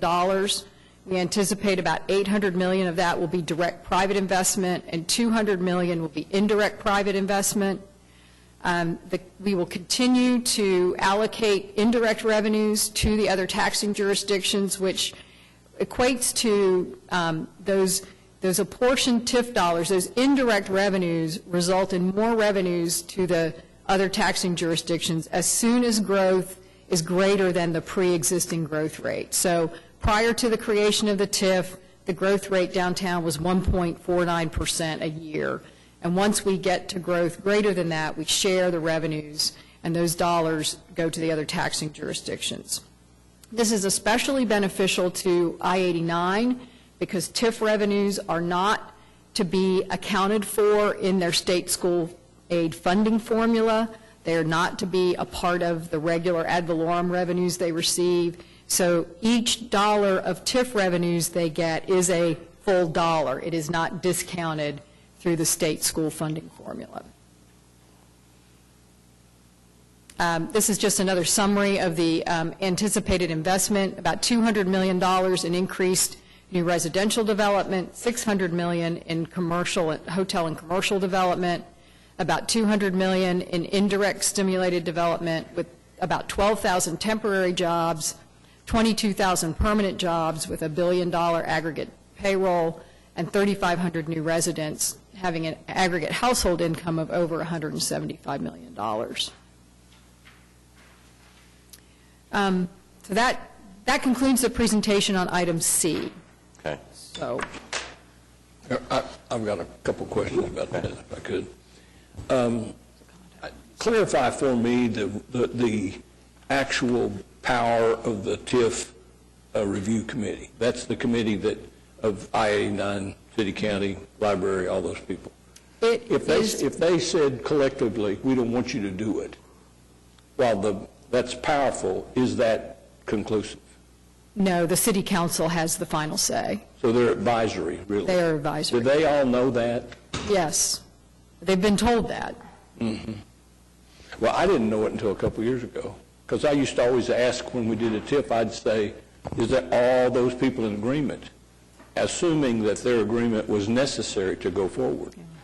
And it was only in the last couple of years that it's been obvious to me that they are advisory. I just want to be sure that that's out there. The other thing is when we talk about increments, how many of the districts we have an increment piece that would fund or would provide some funding for the other taxing jurisdictions, specifically I-89?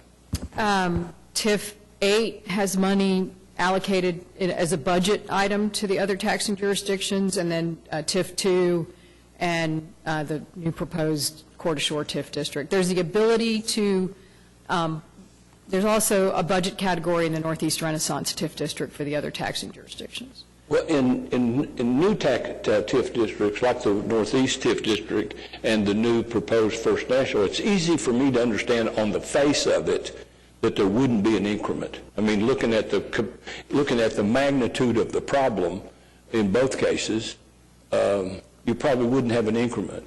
But is there a way to build into it that if they were successful beyond what our early expectations are, that at some point an increment would arise there? 25 years, and especially 25 years as we're going to get into later, a 10-year starting gate, and then 25 years is a long, long time out. And it seems to me that, and I can understand on the front side, Northeast, Suburban, First National, prime examples of TIFs that don't have an increment. But I worry that 35 years is a long time to wait if the success continues the way. Well, okay, first of all, a couple of things. The only TIF district where we share in the increment on the direct versus indirect formula is the downtown TIF. Right. We don't do that in any of the others. We budget money for projects. No, I understand. So I would say that in the future, if the Northeast Renaissance TIF performed much better than our wildest dreams or something, then it could be amended. I don't know if it could be amended, I mean, that's a legal question, to do the direct versus indirect increment, but it could certainly be amended to add more money for projects for those other taxing jurisdictions. Because we've done that before. I would like to look at if is there a trigger in the initial implementation that could cause that, where we're bound to do it. We're bound to look at it, say, after 10 years or after 8 years or some, so that we don't let that. These changes in large part have come about because the school districts kicking and screaming. I mean, now they understand, and I think you're going to find the people at I-89 on their board and their leadership all in favor of all this. But they weren't in favor of it before, because, number one, because they didn't understand it, and two, because they weren't consulted. I know their leadership was, and that's not your fault, so I don't take it that way. But I know they weren't consulted as a board. They didn't know what was going on. And so we've cured that problem. I don't want to kick that horse because we've cured it. But I don't want they turn over faster than we do, and for good reason. But I don't want 5, 6, 8 years out a whole new Board of Education over there that doesn't have a clue what's going on.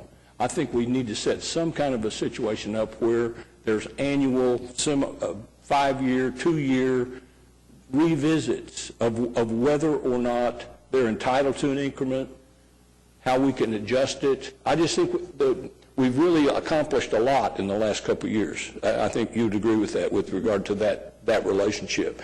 I just don't, I want to put a fail-safe in that says we don't have to worry about it going back to the situation we had before. Well, there's a couple of things that are in place and that have been in place ever since TIF was adopted by the state legislature and created by the city council. And one of those is that you receive annual reports on the TIF districts and how they're performing. So we prepare those, and so at any time during the life of a TIF, we could review it and say amendments are needed to share the increment. And then the other thing is, in the new Court Shore TIF district, we have included a provision that at the 10-year mark, we will do a very intensive, thorough review of the financial status of that TIF district and bring it back to City Council. So, I mean, I think anything shorter than 10 years, you don't really have enough time to really do anything. I mean, it's hard to create any increment in that short period of time. So we incorporated a 10-year review provision in Court Shore. Okay. But at any time, we can amend a TIF project plan. It has to go back through the entire process, the TIF Review Committee, the Planning Commission, and City Council, but they certainly can be amended. I would like something in this, though, that's like the window of opportunity thing we had with IMSA. So it's not just we're going to do it. There's a mandatory period of time when we must do it. That's in the Court Shore TIF district. In every one of these we're getting ready to do, that's No, mandated? it is not in the downtown TIF district because the downtown only has 9 years left. So it's near the ending of its 25-year life. But the Court Shore has a 10-year review component. And I do believe in the amendment for TIF 2, there is a 5-year. Oh, is there a 5-year? Okay, I'm sorry. Review. Yeah. Okay, we did put that in TIF 2, I forgot and a 10-year in the Court Shore. Well, I'm especially concerned about those that have no increment on the front side. I think even Northeast and the First National ought to have some kind of a review. I would love to say that I think that because I think they're going to be so wildly successful, there's going to be money there. I just think as a matter of public policy, they ought to have a review. I would assume that the First National, because it's a part of the downtown TIF project plan, it's a TIF district under that project plan, that 5-year review would apply to it too. And then we have the 10-year in Court Shore. We don't have it in Northeast Renaissance, but we can certainly, we'll take a look at it and see how it does. We're going to vote on it in 2 weeks. Before we vote on it, I'd just like a response to that idea. And maybe it's all in there, maybe I haven't read it in depth enough, but I've spent quite a bit of time with it, as you know. And I just want some long-term assurance that that revenue will be shared if there's any possible way to do it. It is so, we're looking at funding schools now through crazy ideas, like a declining cigarette tax, all kinds of crazy stuff. And this is a reasonable way to do it. And I just don't want to lose the opportunity to try to do this at a time when we've got all these harebrained ideas out here about how we're going to fund public education. Yeah. If we can build that into this, I think we've taken a big step forward. I think it's built into these two documents. Well, I think we've addressed your concern. I will trust you, but in a couple of weeks, I'd like some kind of response that you've looked at it and we're all sure that that's going to happen. Okay. Kathy, do we have the information, or could we get this, that shows the amount of ad valorem taxes collected in total throughout the city of Oklahoma City? Oh, yeah, we have that, yeah. Yeah, okay. They look at that all the time. It's part of how they figure out how many GO bonds that they can ask you to sell each year. So, yeah, that's very closely studied by city staff. Can we get, are you Sorry, still? no, go ahead. Is 499 Sheridan included in the amended TIF 2? It is carved out of TIF 2 and put into the Court Shore TIF district. Okay, so this in our packet, this amended increment district where it's carved out, so it's no longer in TIF 2, but it will be in the new Court Shore, yes.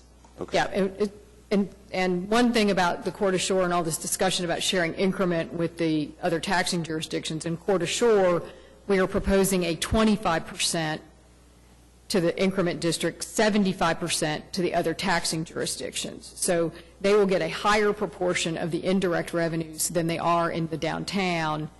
499 will be the first project that will be an indirect project. They will begin receiving revenues as soon as that project's completed. Can you speak to sales tax? Because that wouldn't normally go to the taxing jurisdictions the way ad valorem. I mean, right. So could we quantify that in the next 2 weeks, exactly how much sales tax we've spent so far, how much we would anticipate sales tax going into these projects? Because, I mean, that could come from the general fund, right? No, well, it would have. It has to be, I mean, we have to be able to demonstrate that it's new sales tax revenues. So typically what we have done is they are related to construction expenses. So like the Devon TIF was a construction sales tax TIF. There is no ongoing sales tax TIF associated with that project. The Skirvin does have an ongoing sales tax TIF component that is associated with the new jobs that were created at the Skirvin and the sales tax revenues generated by that new hotel. The interesting thing about sales tax TIF is that we are able to match those revenues with state sales tax monies. So it's one of the few programs that we have where the state actually contributes some revenues back to a TIF district. And it only can be sales tax, and it can't be related to retail. It has to be related to job generation and new economic growth, new revenues to the state. I don't understand. So job generation, how does that formula work? It's not retail? No retail. Retail is prohibited. I mean, it's not allowed under the statute. So under that, it's called the Oklahoma Investment Act, Local Investment Act, and it is only it can only capture sales tax that's related to job creation and primary job creation, not retail. I'm having trouble getting my arms around that. I mean, I can understand income tax related to job creation, but how does sales tax related to job creation, what does that mean? This is a longer conversation. Like Dell has a sales tax component it's associated with its job creation, and there's a formula that the state has approved that looks at the amount of disposable income that the payroll there generates, and then we can capture a portion of the sales tax related to that disposable income. So it's an estimate of how much that person would spend in the community by the creation of the job. Yes, and the state has to approve the formula. Kathy, can you have a combined ad valorem and sales tax TIF area? Yes. You know, I still believe, given the fact that each time the Oklahoma City Chamber of Commerce comes in to report to us, they continue to talk about the lack of availability of existing facilities for manufacturers and other businesses if they wanted to relocate.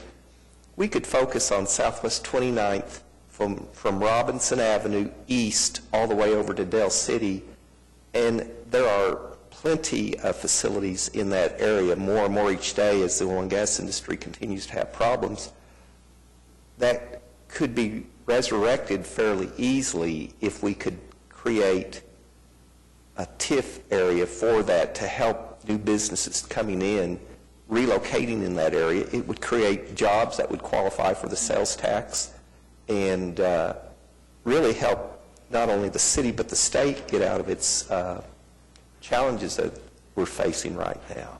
We can certainly take a look at it. Okay. One final question. I'm sorry. Okay.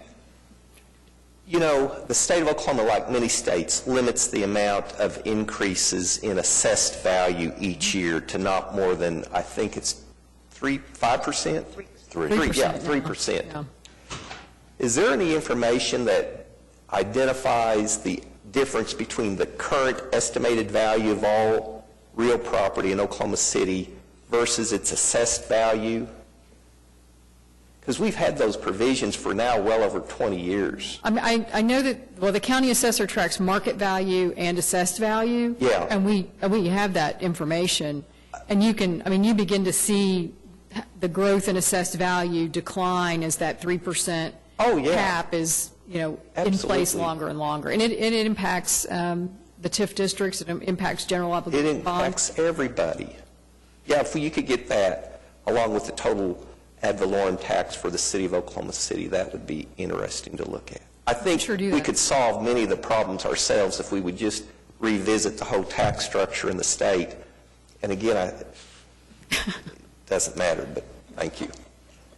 All right. That's a bigger issue than TIF. But, okay, Court Shore reinvestment area, item number D. I don't know that, did you need to take any action on C before we go on? Or you want us to do that? Take them one time? Okay, how about a motion then to introduce item C, set for a final hearing on February 23rd? And I've got a question about C, just what we're actually doing. What we're actually doing on C is carving out the two areas and creating TIF 10, which is the First National Site. Right. As it relates to the borders and carving things out. Those are the only two things that are going on. As it relates to the geography, yes. Okay. All right. So cast your votes on item 10, or rather 9C. It passes unanimously. Okay.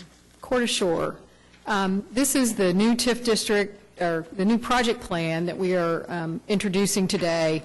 It actually encompasses 6 different TIF districts, and we'll get into that detail a little bit more in a couple minutes. Do you want to? First of all, I wanted to go through what the objectives of the Court Shore TIF district are. The first one is to extend the central business district to the south and envelop the Myriad Gardens and to help connect the gardens south to the new MAPS 3 park and to the Oklahoma River. It's to create opportunities for significant amount of office, hotel, and retail space, to create a cohesive urban district that merges daytime, evening, and weekend users, to leverage the opportunities created by the new convention center and the convention center hotel, to transition the site of the Cox Convention Center into different functional uses after the completion of the new convention center, to develop attractive, impactful private development along the Oklahoma City Boulevard, and to upgrade aging and undercapacity water, sanitary sewer, and stormwater infrastructure in the area. The project plan, as I mentioned, includes the creation of 6 new TIF districts. Only increment District A will include a sales tax component, and only for those projects that are eligible for the State Leverage Act match. The 6 new TIF districts can be implemented up to 10 years after the initial creation of, the initial adoption of the project plan. But each district will only have a life expectancy of, by statute, of 25 years. So the first district will be District A that will implement relatively soon.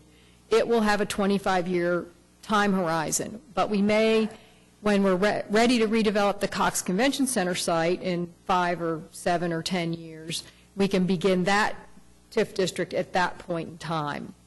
One of the things that this allows for is that for assessed values in those areas to continue to grow and those taxes to be generated and distributed to the other taxing jurisdictions, so that the base is not set until the city council acts to create that, to start the clock on that new district. Right now, the area generates about $1.2 million in ad valorem taxes, and about $313,000 of that is paid in TIF 2. Not a lot of property taxes for an area that's almost 800 acres. The area, one of the things that, again, we have to look at is eligibility and whether or not the area is eligible to be in a TIF district. So the area is in a state-designated enterprise zone. It was declared blighted by the city council in, I think, 2007 as a part of an urban renewal plan. And it has demonstrated arrested economic development even more recently. In the past, from 2010 to 2015, 71 demolition permits were issued in the area, but only 3 construction permits, and one was for a single-family residence near actually what would be near the lower park, the lower MAPS 3 park, a dormitory at a special permitted use, and an office addition. The Coeur d'Alene Reinvestment Area Project Plan, again, proposes that we have indirect and direct projects similar to TIF number 2. So the projects where we do not provide any assistance to will be indirect projects. The increment generated by those projects will be distributed 75% to the other taxing jurisdictions. And it will be allocated to those jurisdictions based on the pro rata share of their operating levies. And this is just a chart that shows what those levies are. So because of that, the I-89 will receive about 57% of all of the indirect revenues. No, 75%. They'll receive 57% of the 75%. This is a diagram that shows the 6 TIF districts that we are proposing and the project area. The project area is the same as the project area for the downtown TIF district.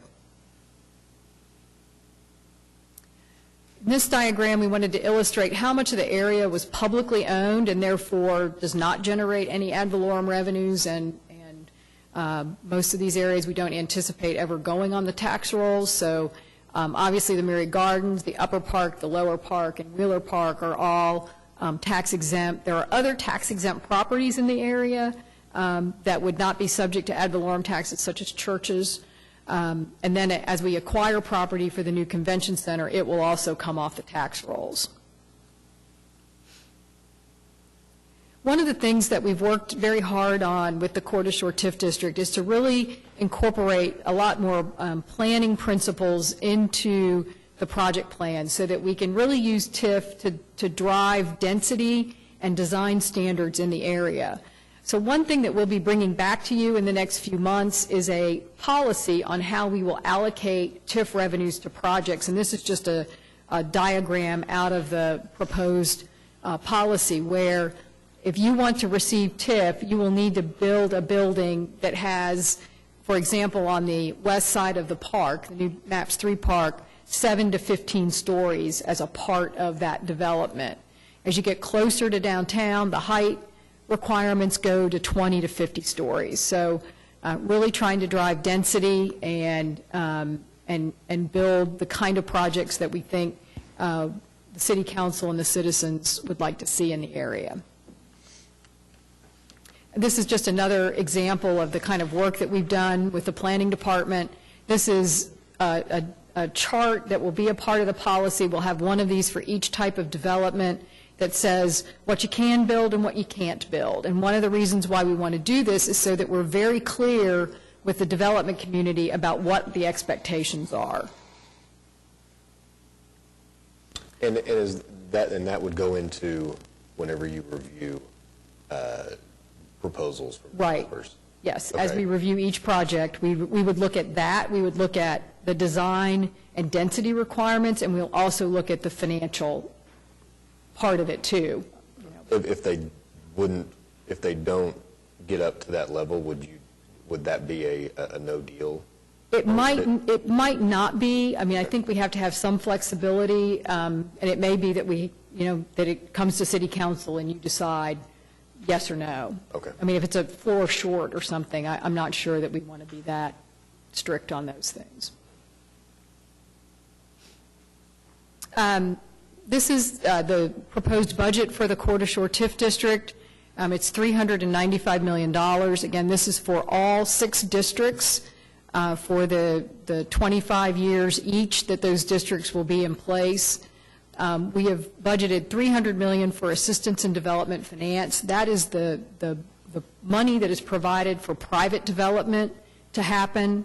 There's also $65 million for public improvements, which mostly is for infrastructure improvements in the area. We anticipate that we will find that there's going to be needs to upgrade the water, the sewer, storm sewer in the area as we begin development.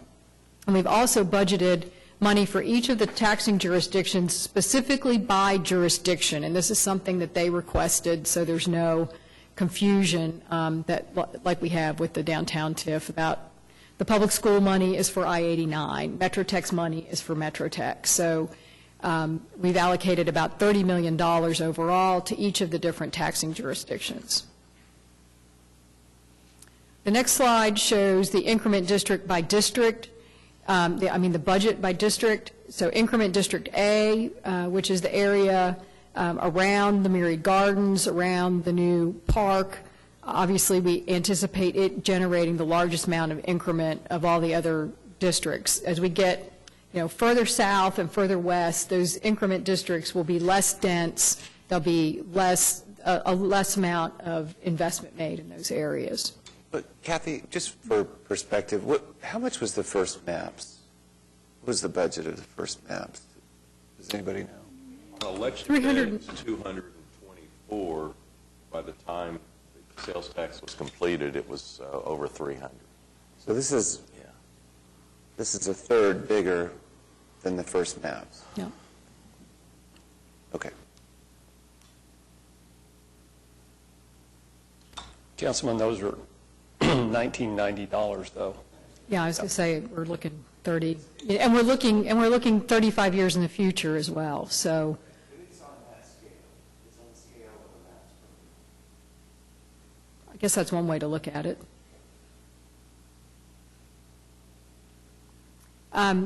This is just another diagram of the Court Shore TIF district and the other TIF districts that have been created by the City Council in the past. The Court Shore area, if you look at this, is actually smaller than the downtown TIF district. It's smaller, I think, than the new Northeast Renaissance TIF district as well. Again, these are the economic impacts from the plan. We anticipate that this project plan will create between $2.25 to $4.8 billion in new development. On the upside, about $3.6 billion in private investment and $1.2 billion in indirect private investment. The indirect distributions to the other taxing jurisdictions that help, the net impacts of any stimulated growth result in a higher revenue stream to the other taxing jurisdictions. That would have happened without TIF. So that's the sharing of the indirect revenues. Helps the revenue streams of those other taxing jurisdictions because of the very, very low growth rate that exists in the area when the TIF district is created. And again, I-89 in particular benefits significantly from the indirect distribution of increment revenues. So I think I read that right, that the indirect is going to be less than the direct.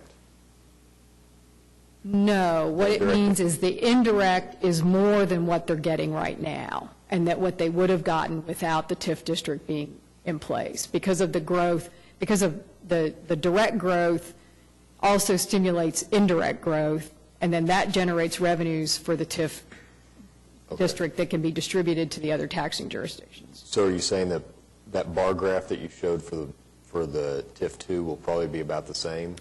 I think so, except because we're going to share 75%, the indirect portion may be a little bit higher. It depends on, I don't know what's going to happen 35 years from now, but we would anticipate that there will be significant indirect development in the area. Okay. But it will be less than the direct. I mean, it will be, because, this is complicated, because we get all of the revenues from the direct projects, the revenues to the TIF district may be higher. But in a slightly different way to look at it, using Ed's analogy, if it's the same magnitude as MAPS 1, which I think my recollection is when we were finished, it was about $350 million. I think it was about 350. We ended up with roughly $2 billion of private investment as a multiplier to that. So that's, that's really very positive idea. I mean, that's what we're trying to drive, is that number. So that the $395 million that's in the TIF budget, and really you'd have to take out the part that goes to the other taxing jurisdictions for projects. So $360 million of that will generate $4.8 million in new direct and indirect investment in the area. And yes, it's happened. Yeah. And I appreciate that point. But to this, and what James is talking about, the indirect, when you take the contention that they're getting more than they would have gotten without the TIF, take, for example, 499 Sheridan, that's what, 300 million? I don't know Let's how say much it's it is. 300 million or so. 9 years from now, it's going to expire, and all of that's going to go to the taxing jurisdictions, if we leave it like it is now. Oh, yes, yeah. So now we're taking 15 years into it, and we're moving it into another TIF to restart for 25 years and taking 25% off of that. Right. I mean, that's... And the portion that the school district will get will still be more, because if we left it in TIF 2 and it expires in 9 years, then it becomes regular ad valorem revenues, and it's subject to the state school aid funding formula, and it's discounted significantly. Okay. Every dollar that they get, they're only getting a certain percentage on the dollar of their ad valorem revenues. I understand. And that mathematics is what's been so difficult for me to understand. But that makes sense what you're saying. So by putting it in the new one, you take it out of the formula, and you're saying in the long run they actually get... Yes, and they requested that. They did. They wanted 499 in for that very reason. They've done the math. We've helped them do the math, and they get more money. So they get more money, but could you make an argument that rural schools or schools outside I-89 get less? I guess you could, if that's what you want to. I mean, already, the way the state school funding formula works, I-89 is helping to fund rural schools. Yeah, and I agree with that. I understand that. And if that's what the policy of this council is to do, then yes, you're right. Okay, thanks.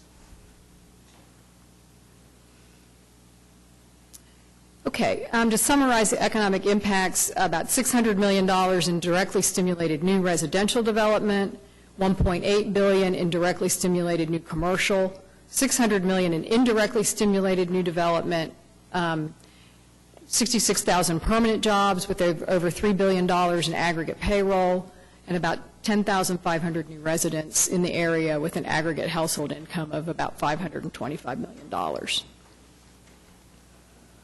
And that is the end of my presentations. These will come back to you for consideration again on February 23rd. We'll try to get your questions answered and have something for you. Okay, I think Pete has the first question. Down at the bottom of the thing, it says wards, and it says 4 as one of the wards. What? And I don't know why that's on there. Can you repeat that? I'm sorry, I couldn't. Well, the memo, it says, to the council from Jim Couch. I guess I should ask Dennis.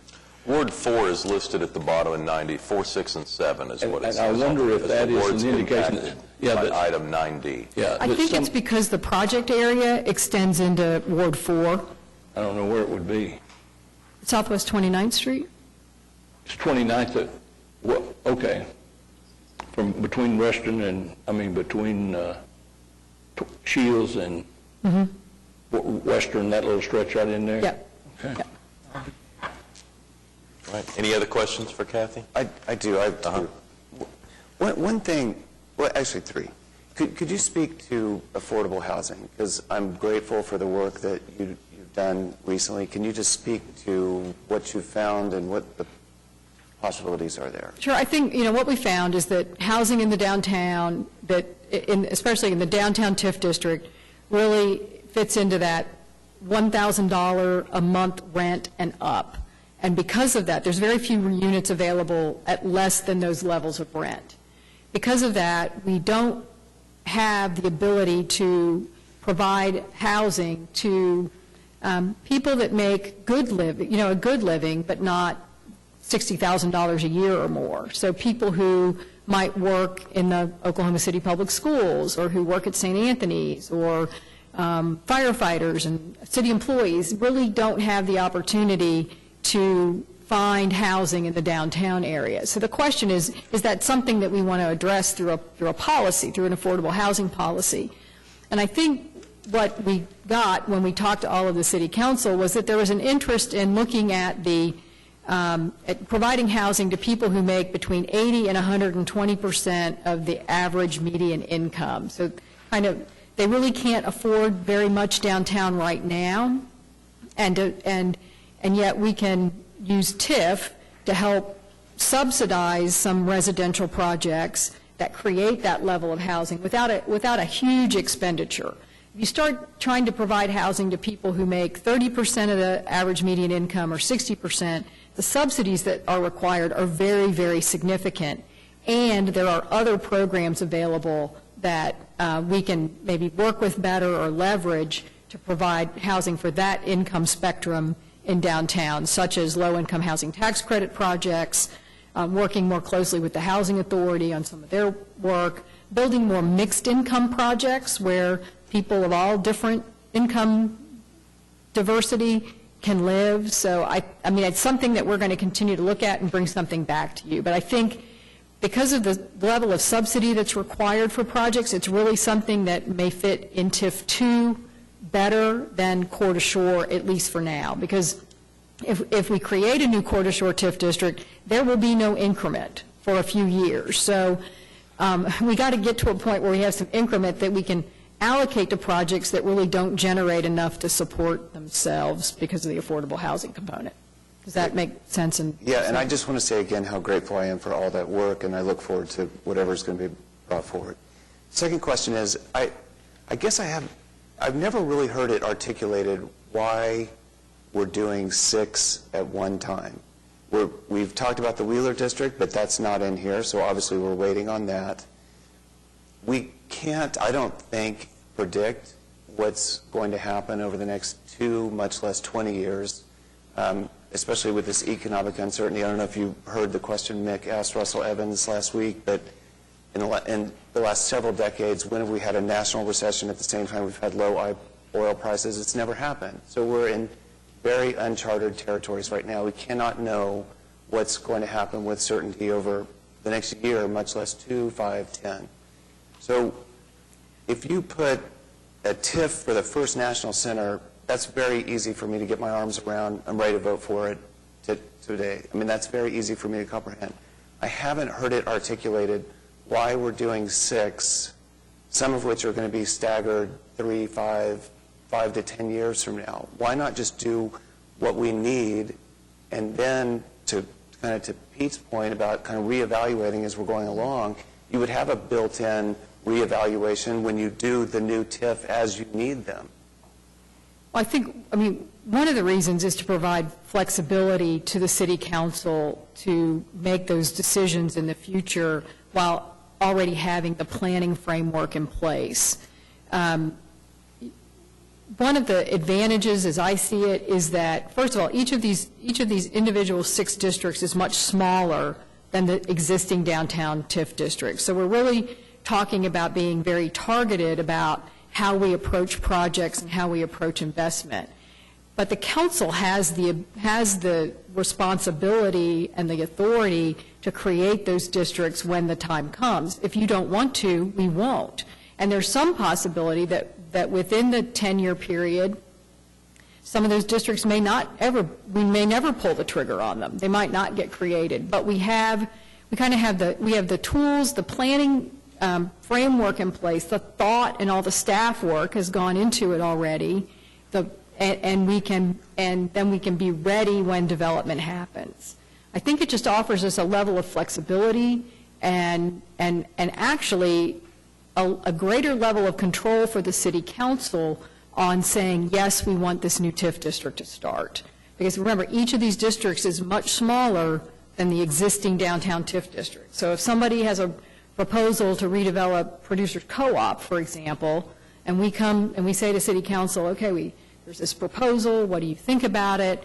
You can say, yeah, no, we don't really want to do that yet. We don't think they need it, or whatever the answer is. But it gives us a level of flexibility, and I think in some ways more control in the city council to have a more targeted way of looking at TIF in the future.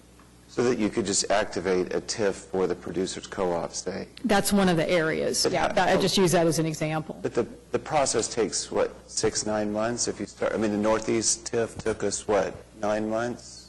No, because the project plan will already be adopted by city council, we would just come back to you with a resolution. No, I'm saying if we didn't do 6 at once. how much It time would take at least 12 months. It's taken us almost 2 years to create this one. Okay. I see it as a way to really better align the opportunities. Right. When we know we have a project, just like First National Center, we've got alignment already in structure so that we can respond more quickly if we choose to or not choose to. Right. But it just provides the big picture framework to allow us to trigger or not trigger as a significant opportunity comes along. Okay. So my final question, Kathy, goes to transparency, and I want to make sure that this is not, that you understand this is not about you in any way, shape, or form. But we are talking about something that's as big as, it's $400 million that we think. I mean, but we don't know what's going to happen when you put a $120 million streetcar, convention center, downtown park. I mean, we can't really predict. Just like the TIF2 has gone wildly past projections, this one could go past projections. So we're talking about something on the scale of MAPS.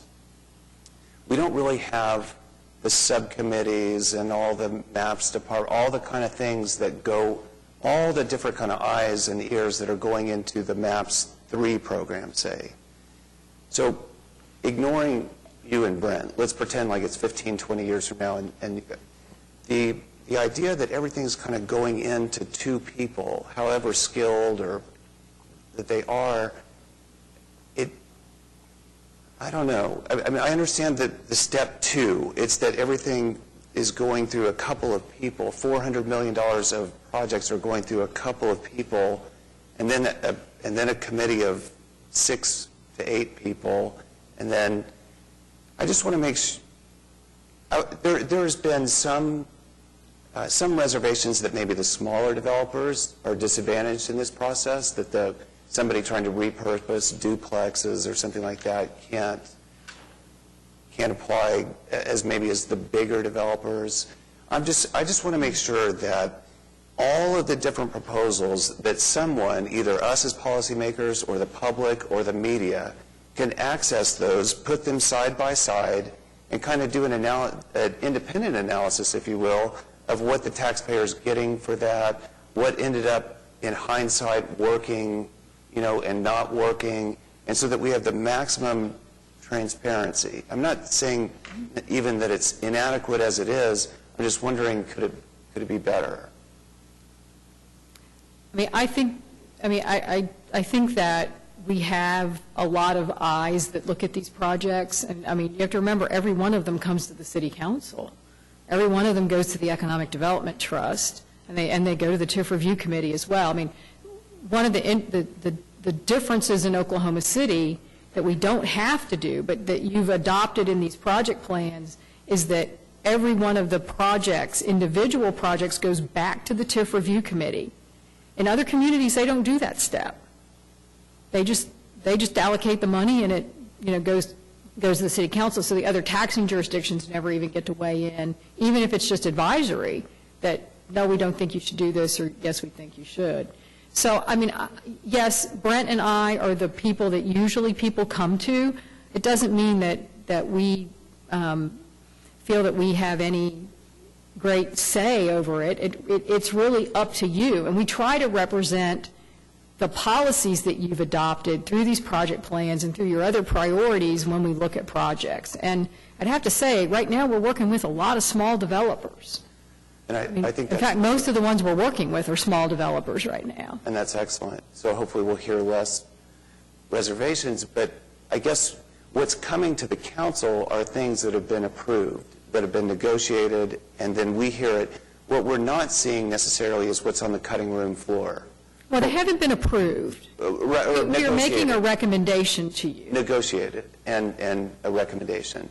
But what we're not seeing is what's on the cutting room floor, what's been rejected, what's been said no in the first step 1, 2, and 3. It's very likely that I would never know about those, or the media or the public, et cetera. So but those are maybe the ones I'm more interested in, is the ones that aren't making it here for a vote of the council.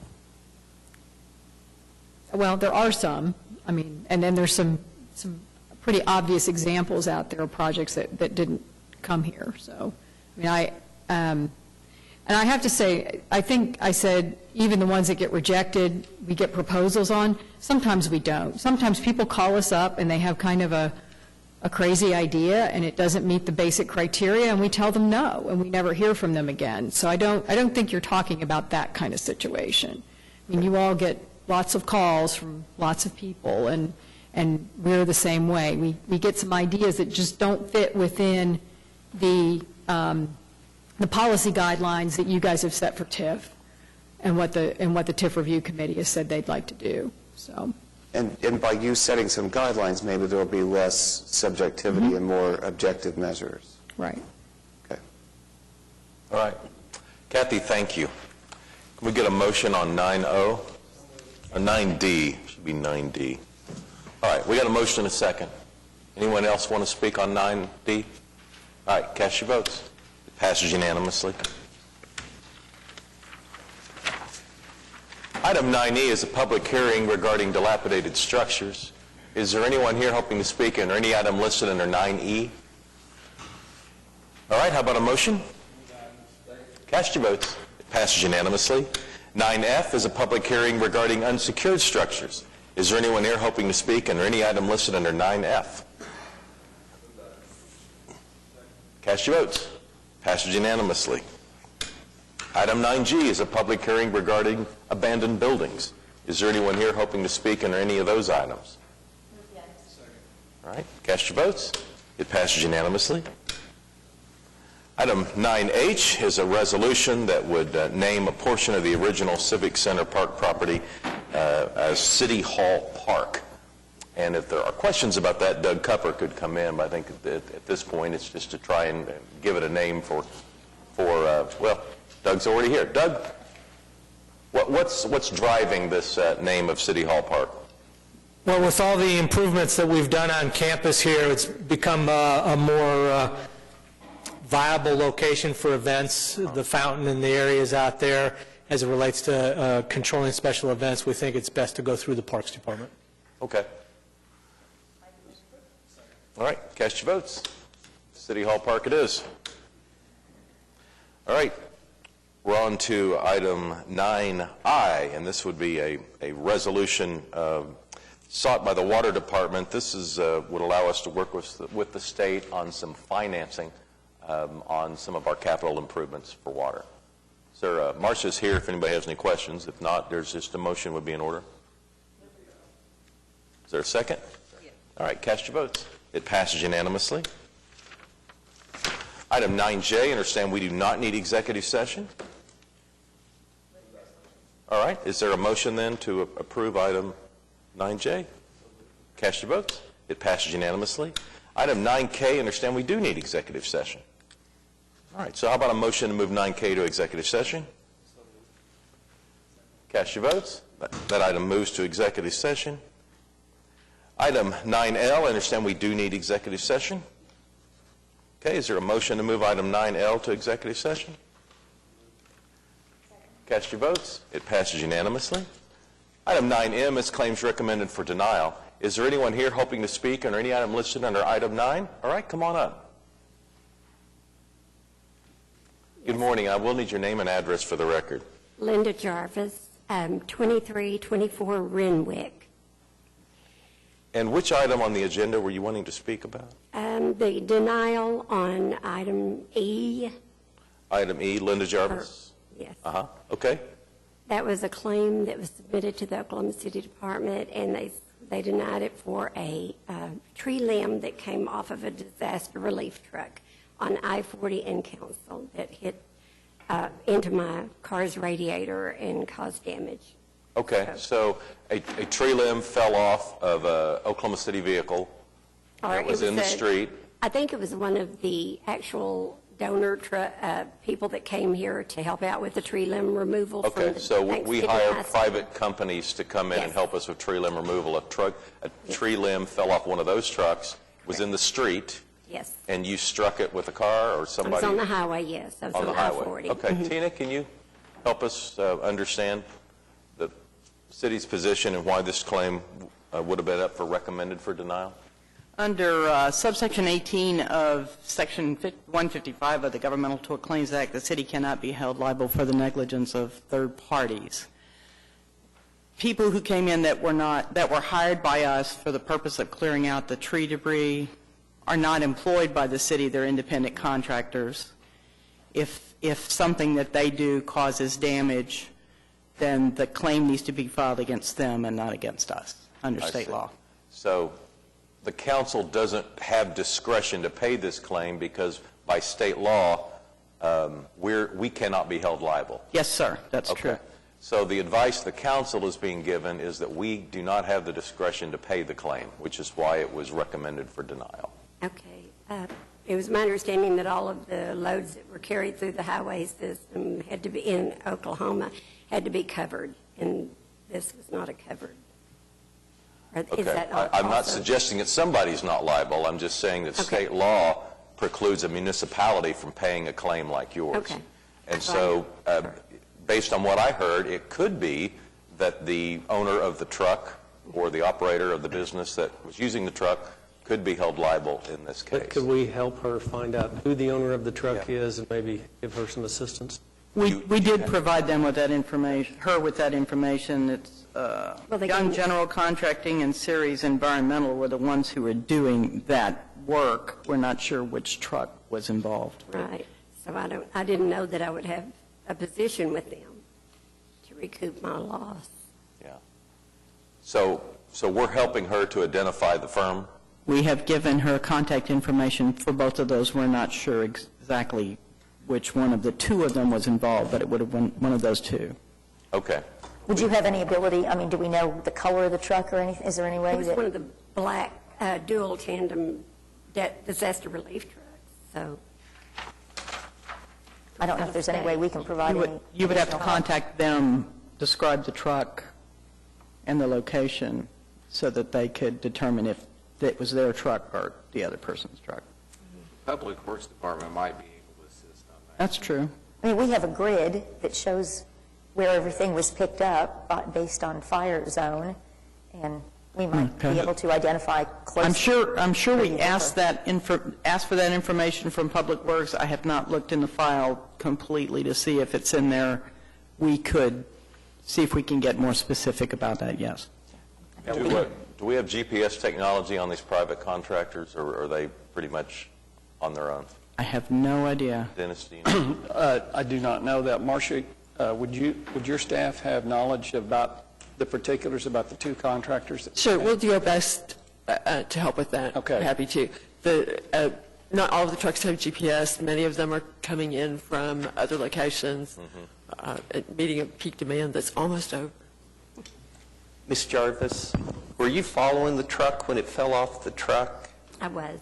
Okay. Well, I would think, and I'm not an attorney, so I shouldn't be giving legal advice, but I think those individuals who were responsible for that have some responsibility for any damages you incurred.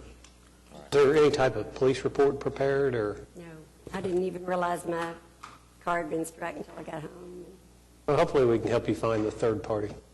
And if we can identify which company, surely we can identify which company it is, and we can forward her claim to them, but she'll have to follow it up with them. All right. Thanks for coming down. Do we have a motion on 9M? How about a motion on 9M? Cast your votes. It passes unanimously. Item 10A is claims recommended for approval. Is there anyone here hoping to speak on any of the items listed under 10A? All right, how about a motion? Cast your votes. It passes unanimously. Item 11 is items from council. Item 11A has been deferred until March 8th. 11A deferred until March 8th. Elsewhere from the council, James, you have anything for us today? Ed, Larry? I have a question, if I could, Your Honor. I'm a little bit confused, and Pete, maybe you can speak to this and answer it for me, but I think it bears public discussion for just a minute. We voted earlier to approve a plan to put out for bid some specs for the South Senior Wellness Center. But we got into a very good discussion about changing some of the programming that would be involved at that center. And it seems to me that that programming could impact the specs for the design of the center. Maybe not. Are we in agreement that that's the direction we're going to go, to put this back to the subcommittee and the MAPS committees to look at that programming ideas? If we approve it, then to then factor that into the design that's going to go out to the respondents, and recognize that that is going to change potentially the implementation schedule that was given. You know, my thinking is that these centers are going to continue to evolve indefinitely into time, and that we probably ought to go ahead and build the facility as we expect, and then allow the operators to work with us on individual adjustments or changes. It's been communicated to me in talking to people that run senior wellness centers in other parts of the country that once you open it up, the seniors take over anyway. And you just think you operate it and run it, but the people that actually use the center will exercise whatever power is given to them and freedom of speech and everything else to try and alter the operations to fit the needs of the neighborhoods and the community around it. So I think all of that is going to be very fluid, and it's an interesting conversation, but I don't know how much rigidity we need from that standpoint from us. I agree with you, the Mayor. I think that the people that use it are going to be to change it. I'm responding to what I've seen on the ground, that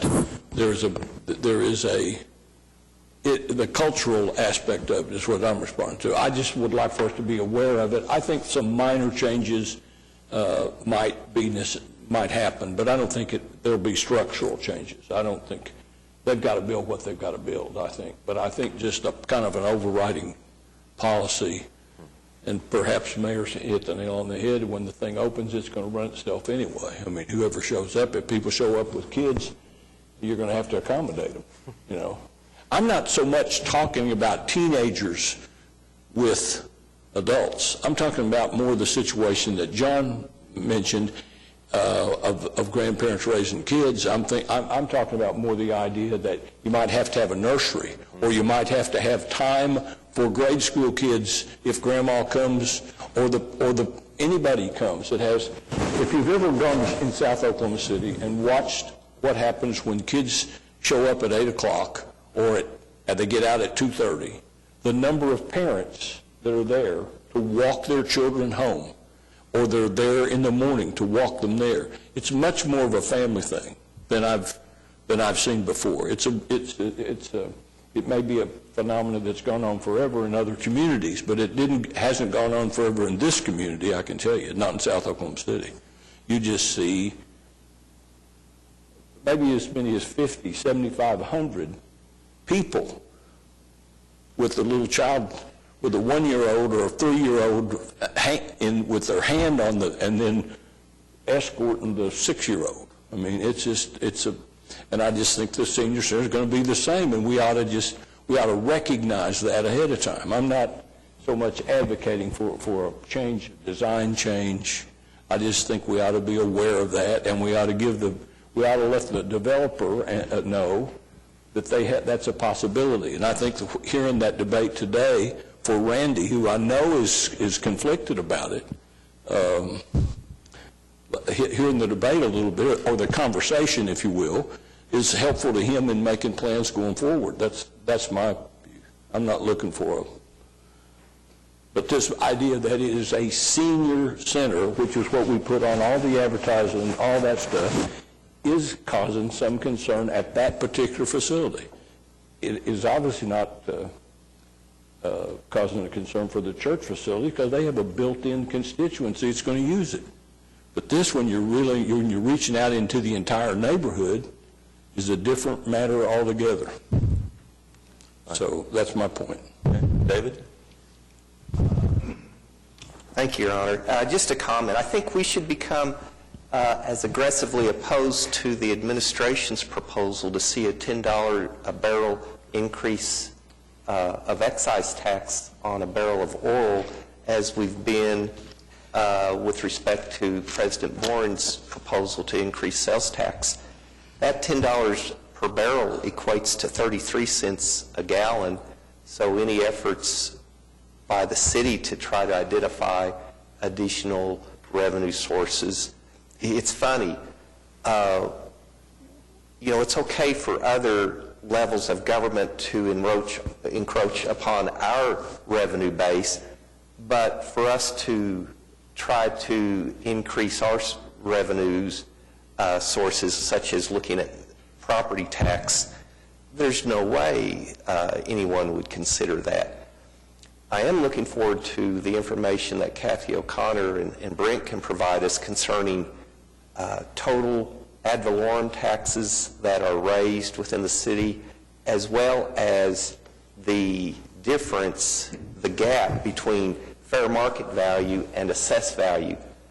I think a lot of our state and city's finance problems could be substantially reduced or possibly eliminated if we just, as a state, as a broad community, revisited all levels of taxation and brought it up to the 21st century to where we possibly have an opportunity to expand our revenue base and not be solely dependent upon sales tax. And again, I'm just saying that this proposed increase in excise tax of $10 per barrel, that is not quite, but close to doubling the current federal excise tax on gasoline. So I just think we should be as aggressively opposed to that kind of an increase as we are with any kind of proposal to increase sales tax at the state level. Thank you. Okay. Meg? Mayor, I just wanted to express my condolences to the Clements family. Mary Clements is such an amazing civic leader, passed away this week, and I just wanted to make sure that the family knew that we were thinking of him, had him in our prayers. All right. John? Mark? I agree with David on the, and echo the same comments as far as the excise tax in the oil and gas industry. I've been giving you updates on the Oklahoma Dental Association's Mission of Mercy. They held that this past weekend. 1,800 people came in and got free dental care. And the ODA, I think, brought in 200 dentists from around the state. And they don't do it in Oklahoma City every year. They move it around. So I think next year it'll be in a rural area, and then probably Tulsa, and probably back in a third year. Yeah. Your Honor, if I just may comment on that, I serve on the board of Good Shepherd Ministries, and we provide both free dental and medical services. When you have dental problems, sometimes you just can't function as a person. I mean, it is critical to be able to have that, and I just thank those dentists and their assistants who have provided that service. It's very critical. All right, city manager reports. Yes, Mayor, you have several financial reports in your packet, and Craig Freeman is here to go through a couple of those. Okay. Thank you. Some of this information was actually presented, like the interim financial report and the sales tax report from January were actually discussed more thoroughly in the workshop, so I won't spend a lot of time on that. I do have with me this morning Bob Ponkiller, who's our city treasurer, and then Matt Boggs, who's one of our assistant city treasurers, and Matt's going to give us a brief presentation on the revenue enforcement program. I am going to mention, too, a little bit about the sales tax from February. Even though we don't have a report yet, we don't have the detailed data to analyze and provide the report yet, but we'll just give you an update since there was an article in the paper today, and we do have the sales tax information. Looking at the sales tax check for January, we were down 1.6% in January from last year. Overall, year to year, at that time through January, we were down about 1.3%. Use tax is much more significant, primarily because of the audit from the earlier in the year, and so use tax, sales tax combined through January, we're down $11.7 million below budget. Talking about the February sales and use tax, sales tax is 4.6% below where it was last year. For January, on a year-to-year basis, that puts us at about 1.7% below target, or year-to-date, it puts us about 1.7% below target. Use tax was actually, in February, was actually above target, above last year, but still a little bit below target. Part of that's because the use tax check last year was 44% growth, and so we had adjusted our targets a little bit. In sales tax also, I think the 4.6 below target in February was in line with what Russell had projected and shared with us what his expectations were.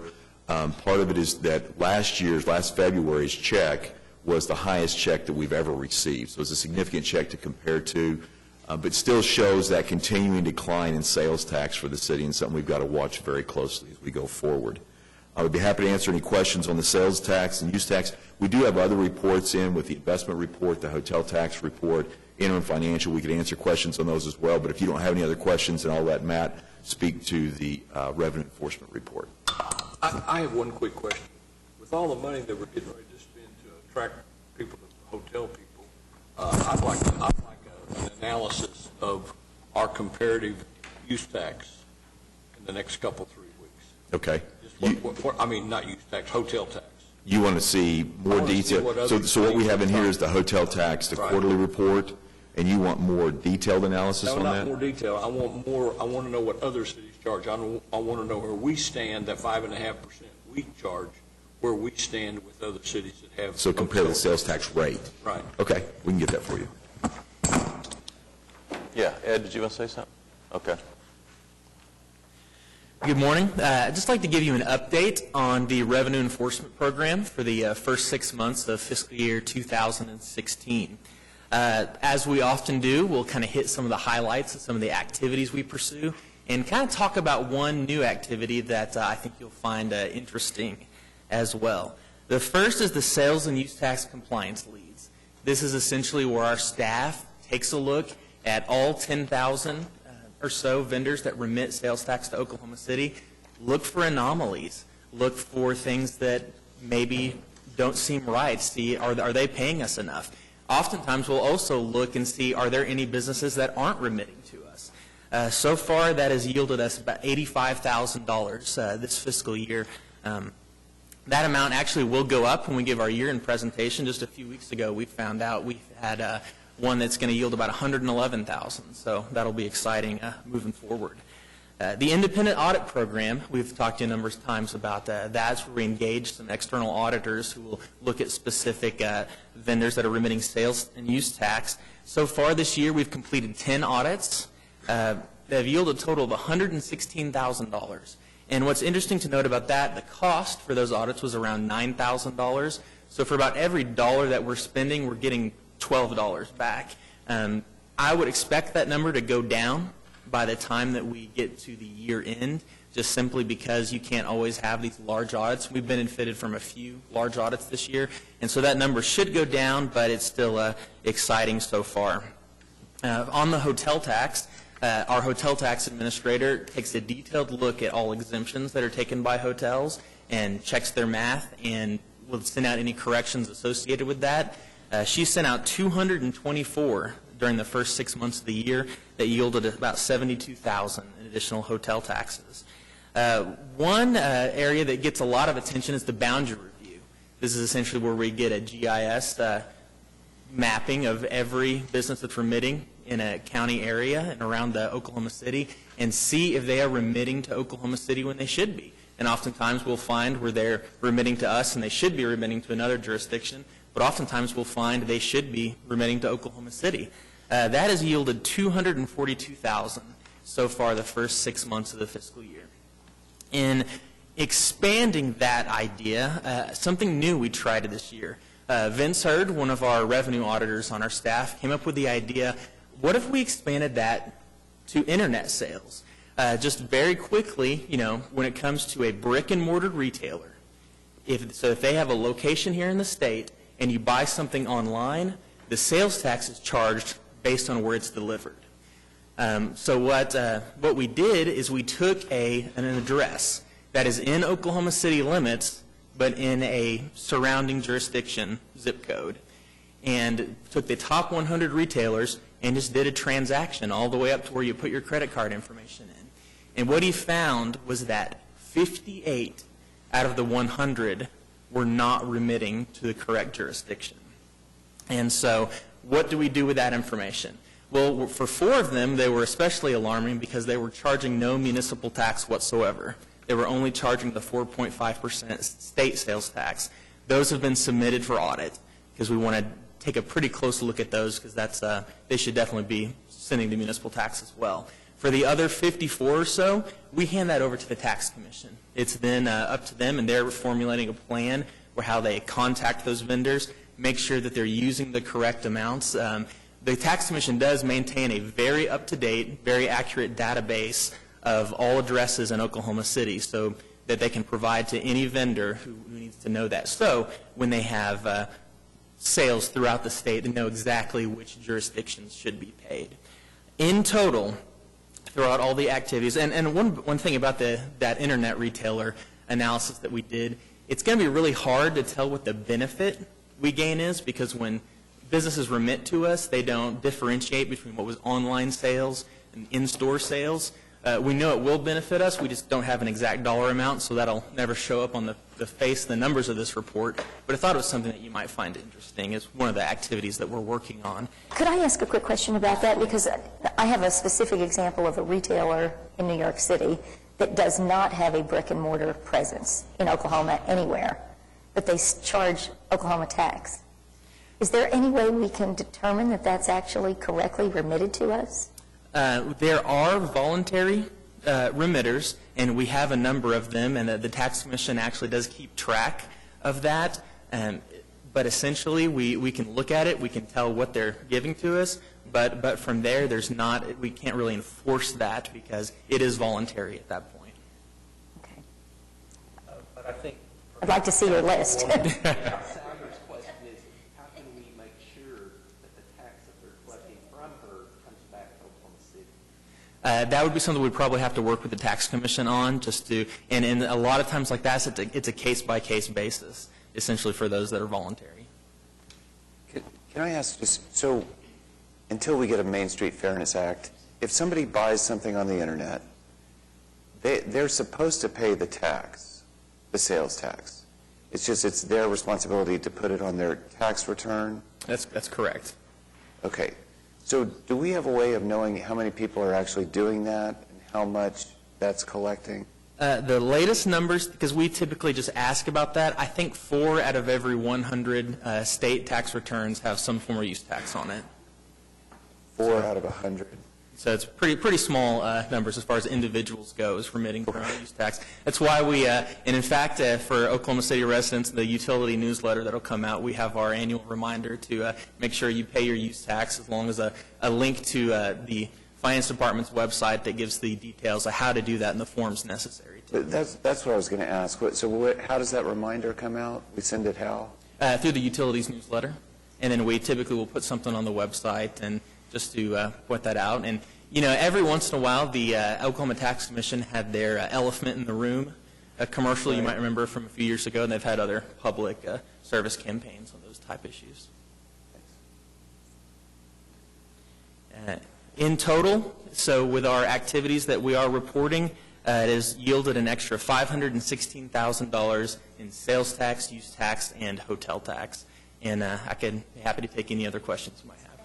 Congratulations. Thank you. Thanks. Anything else under city manager reports? All right, we have citizens to be heard. Joe?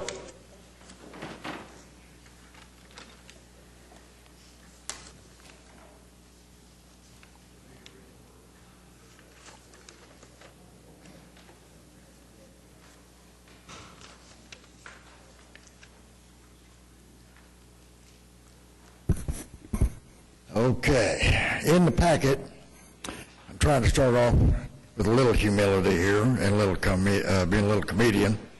I took it off the web. It's generally the way everybody speaks about our government anyway, from the federal all the way down to the city. So that'll put a little humor in it. Okay.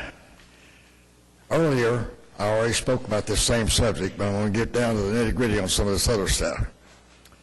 I asked last Tuesday for some requests and some answers, and since Mr. Couch is not here, I'm sure the gentleman probably has no idea what I'm talking about, so I'll postpone it till Mr. Couch gets back. Now, regarding city personnel on the payrolls appointed or elected having financial interest in any way whatsoever in contracts of this city or where financial gains have, can be, or were made concerning taxpayers' money being used, spent, or received for any individual profit, of which these can be in violation of the city's charter, meaning its laws. Over the past few years to recent, I have looked into the various officials of this city and state and other areas, covering the following partial list of what I found. So please do not add any city personnel to this file. A state senator stole $1.8 million. We have a Tulsa police officer, $400,000, a former insurance commissioner, unknown and jailed for what money he had to pay, and everybody knows who he is. A former governor was impeached. A city mayor, unknown, but he's imprisoned right now at the El Reno Federal Correction Institute. County commissioners in the past, 25 years ago or so, some were unknown, unjailed. Former treasury, $43,000. Pastor of a church stole $1 million. Now, these are in Oklahoma County. Chief of the Creek Nation, $200,000. Executive secretary to the school system stole $421,000. A foundation director, $1.5 million. Auditor for our commissioners stole $1 million. And an FBI agent, of all people, stole $43,000. Now, the list is quite versatile, but these are just samples of some of the reasons why I'm here today.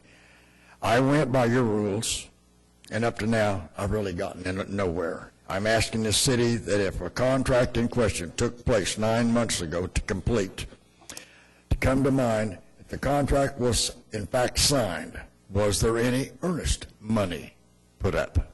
Most places with this kind of money, considering the facts that the credentials weren't even checked, why would the city put up any earnest money for a figure of $128 million if nothing's been checked out, but we already had signed the contract? Another question comes to mind as simple as I see it's on the stunned face of my Exhibit A, Mr. Jeff Bezdek, and close. He seems to appear lost and confused and dazed with nothing out of the ordinary after 100 and some meetings in different places, yet no credentials were requested or checked on that contractor of that streetcar. Then it reminds me of the massive verbal showdown held right here in this very chamber between Ward 2 Councilman Mr. Shadid and Jeff Bezdek, and choked up the spokesman for all these rail messes. All these issues were of such a magnitude, I should have looked into the signed agreement prior to the contracts, period, the city even signed. You city leaders, excuse the expression the way I'm putting it, but I mean exactly that. You leaders up there in part or in whole are at fault and are responsible for the running of this city and the proper control of the taxpayers' money that runs as well as supports it. I am and have had my doubts in the past, and so stated that funds past and present have been used improperly and spent improperly, for the lack of a better word.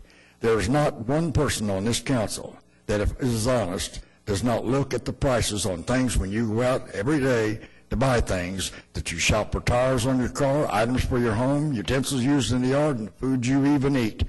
So if that doesn't seem to suggest that you're looking for better deals to save you money, why then is it we're using the taxpayer money that's not even in the equation?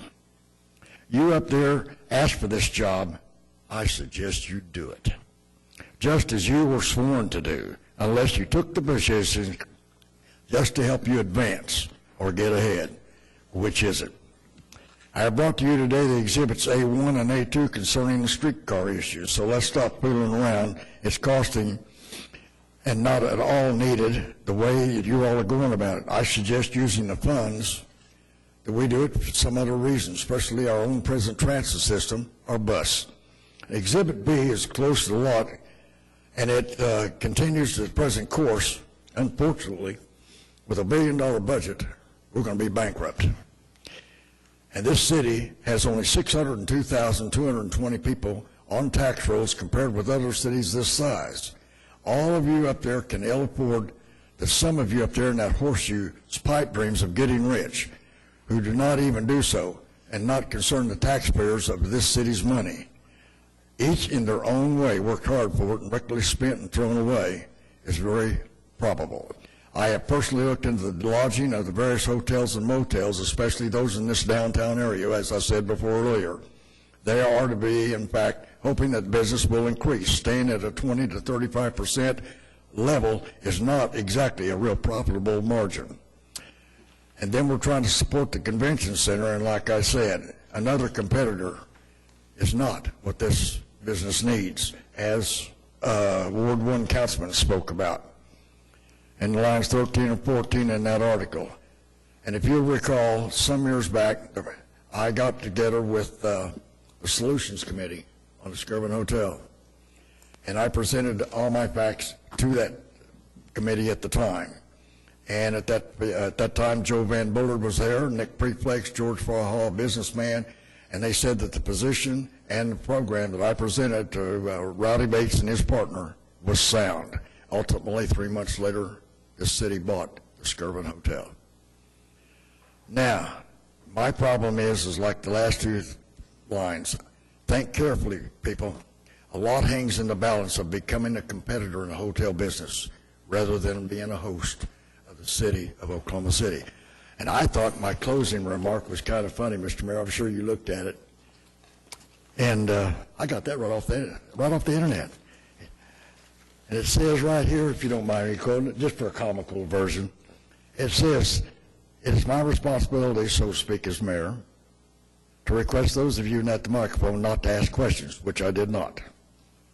But for some embarrassing, but I do have to send you somewhere for your answers.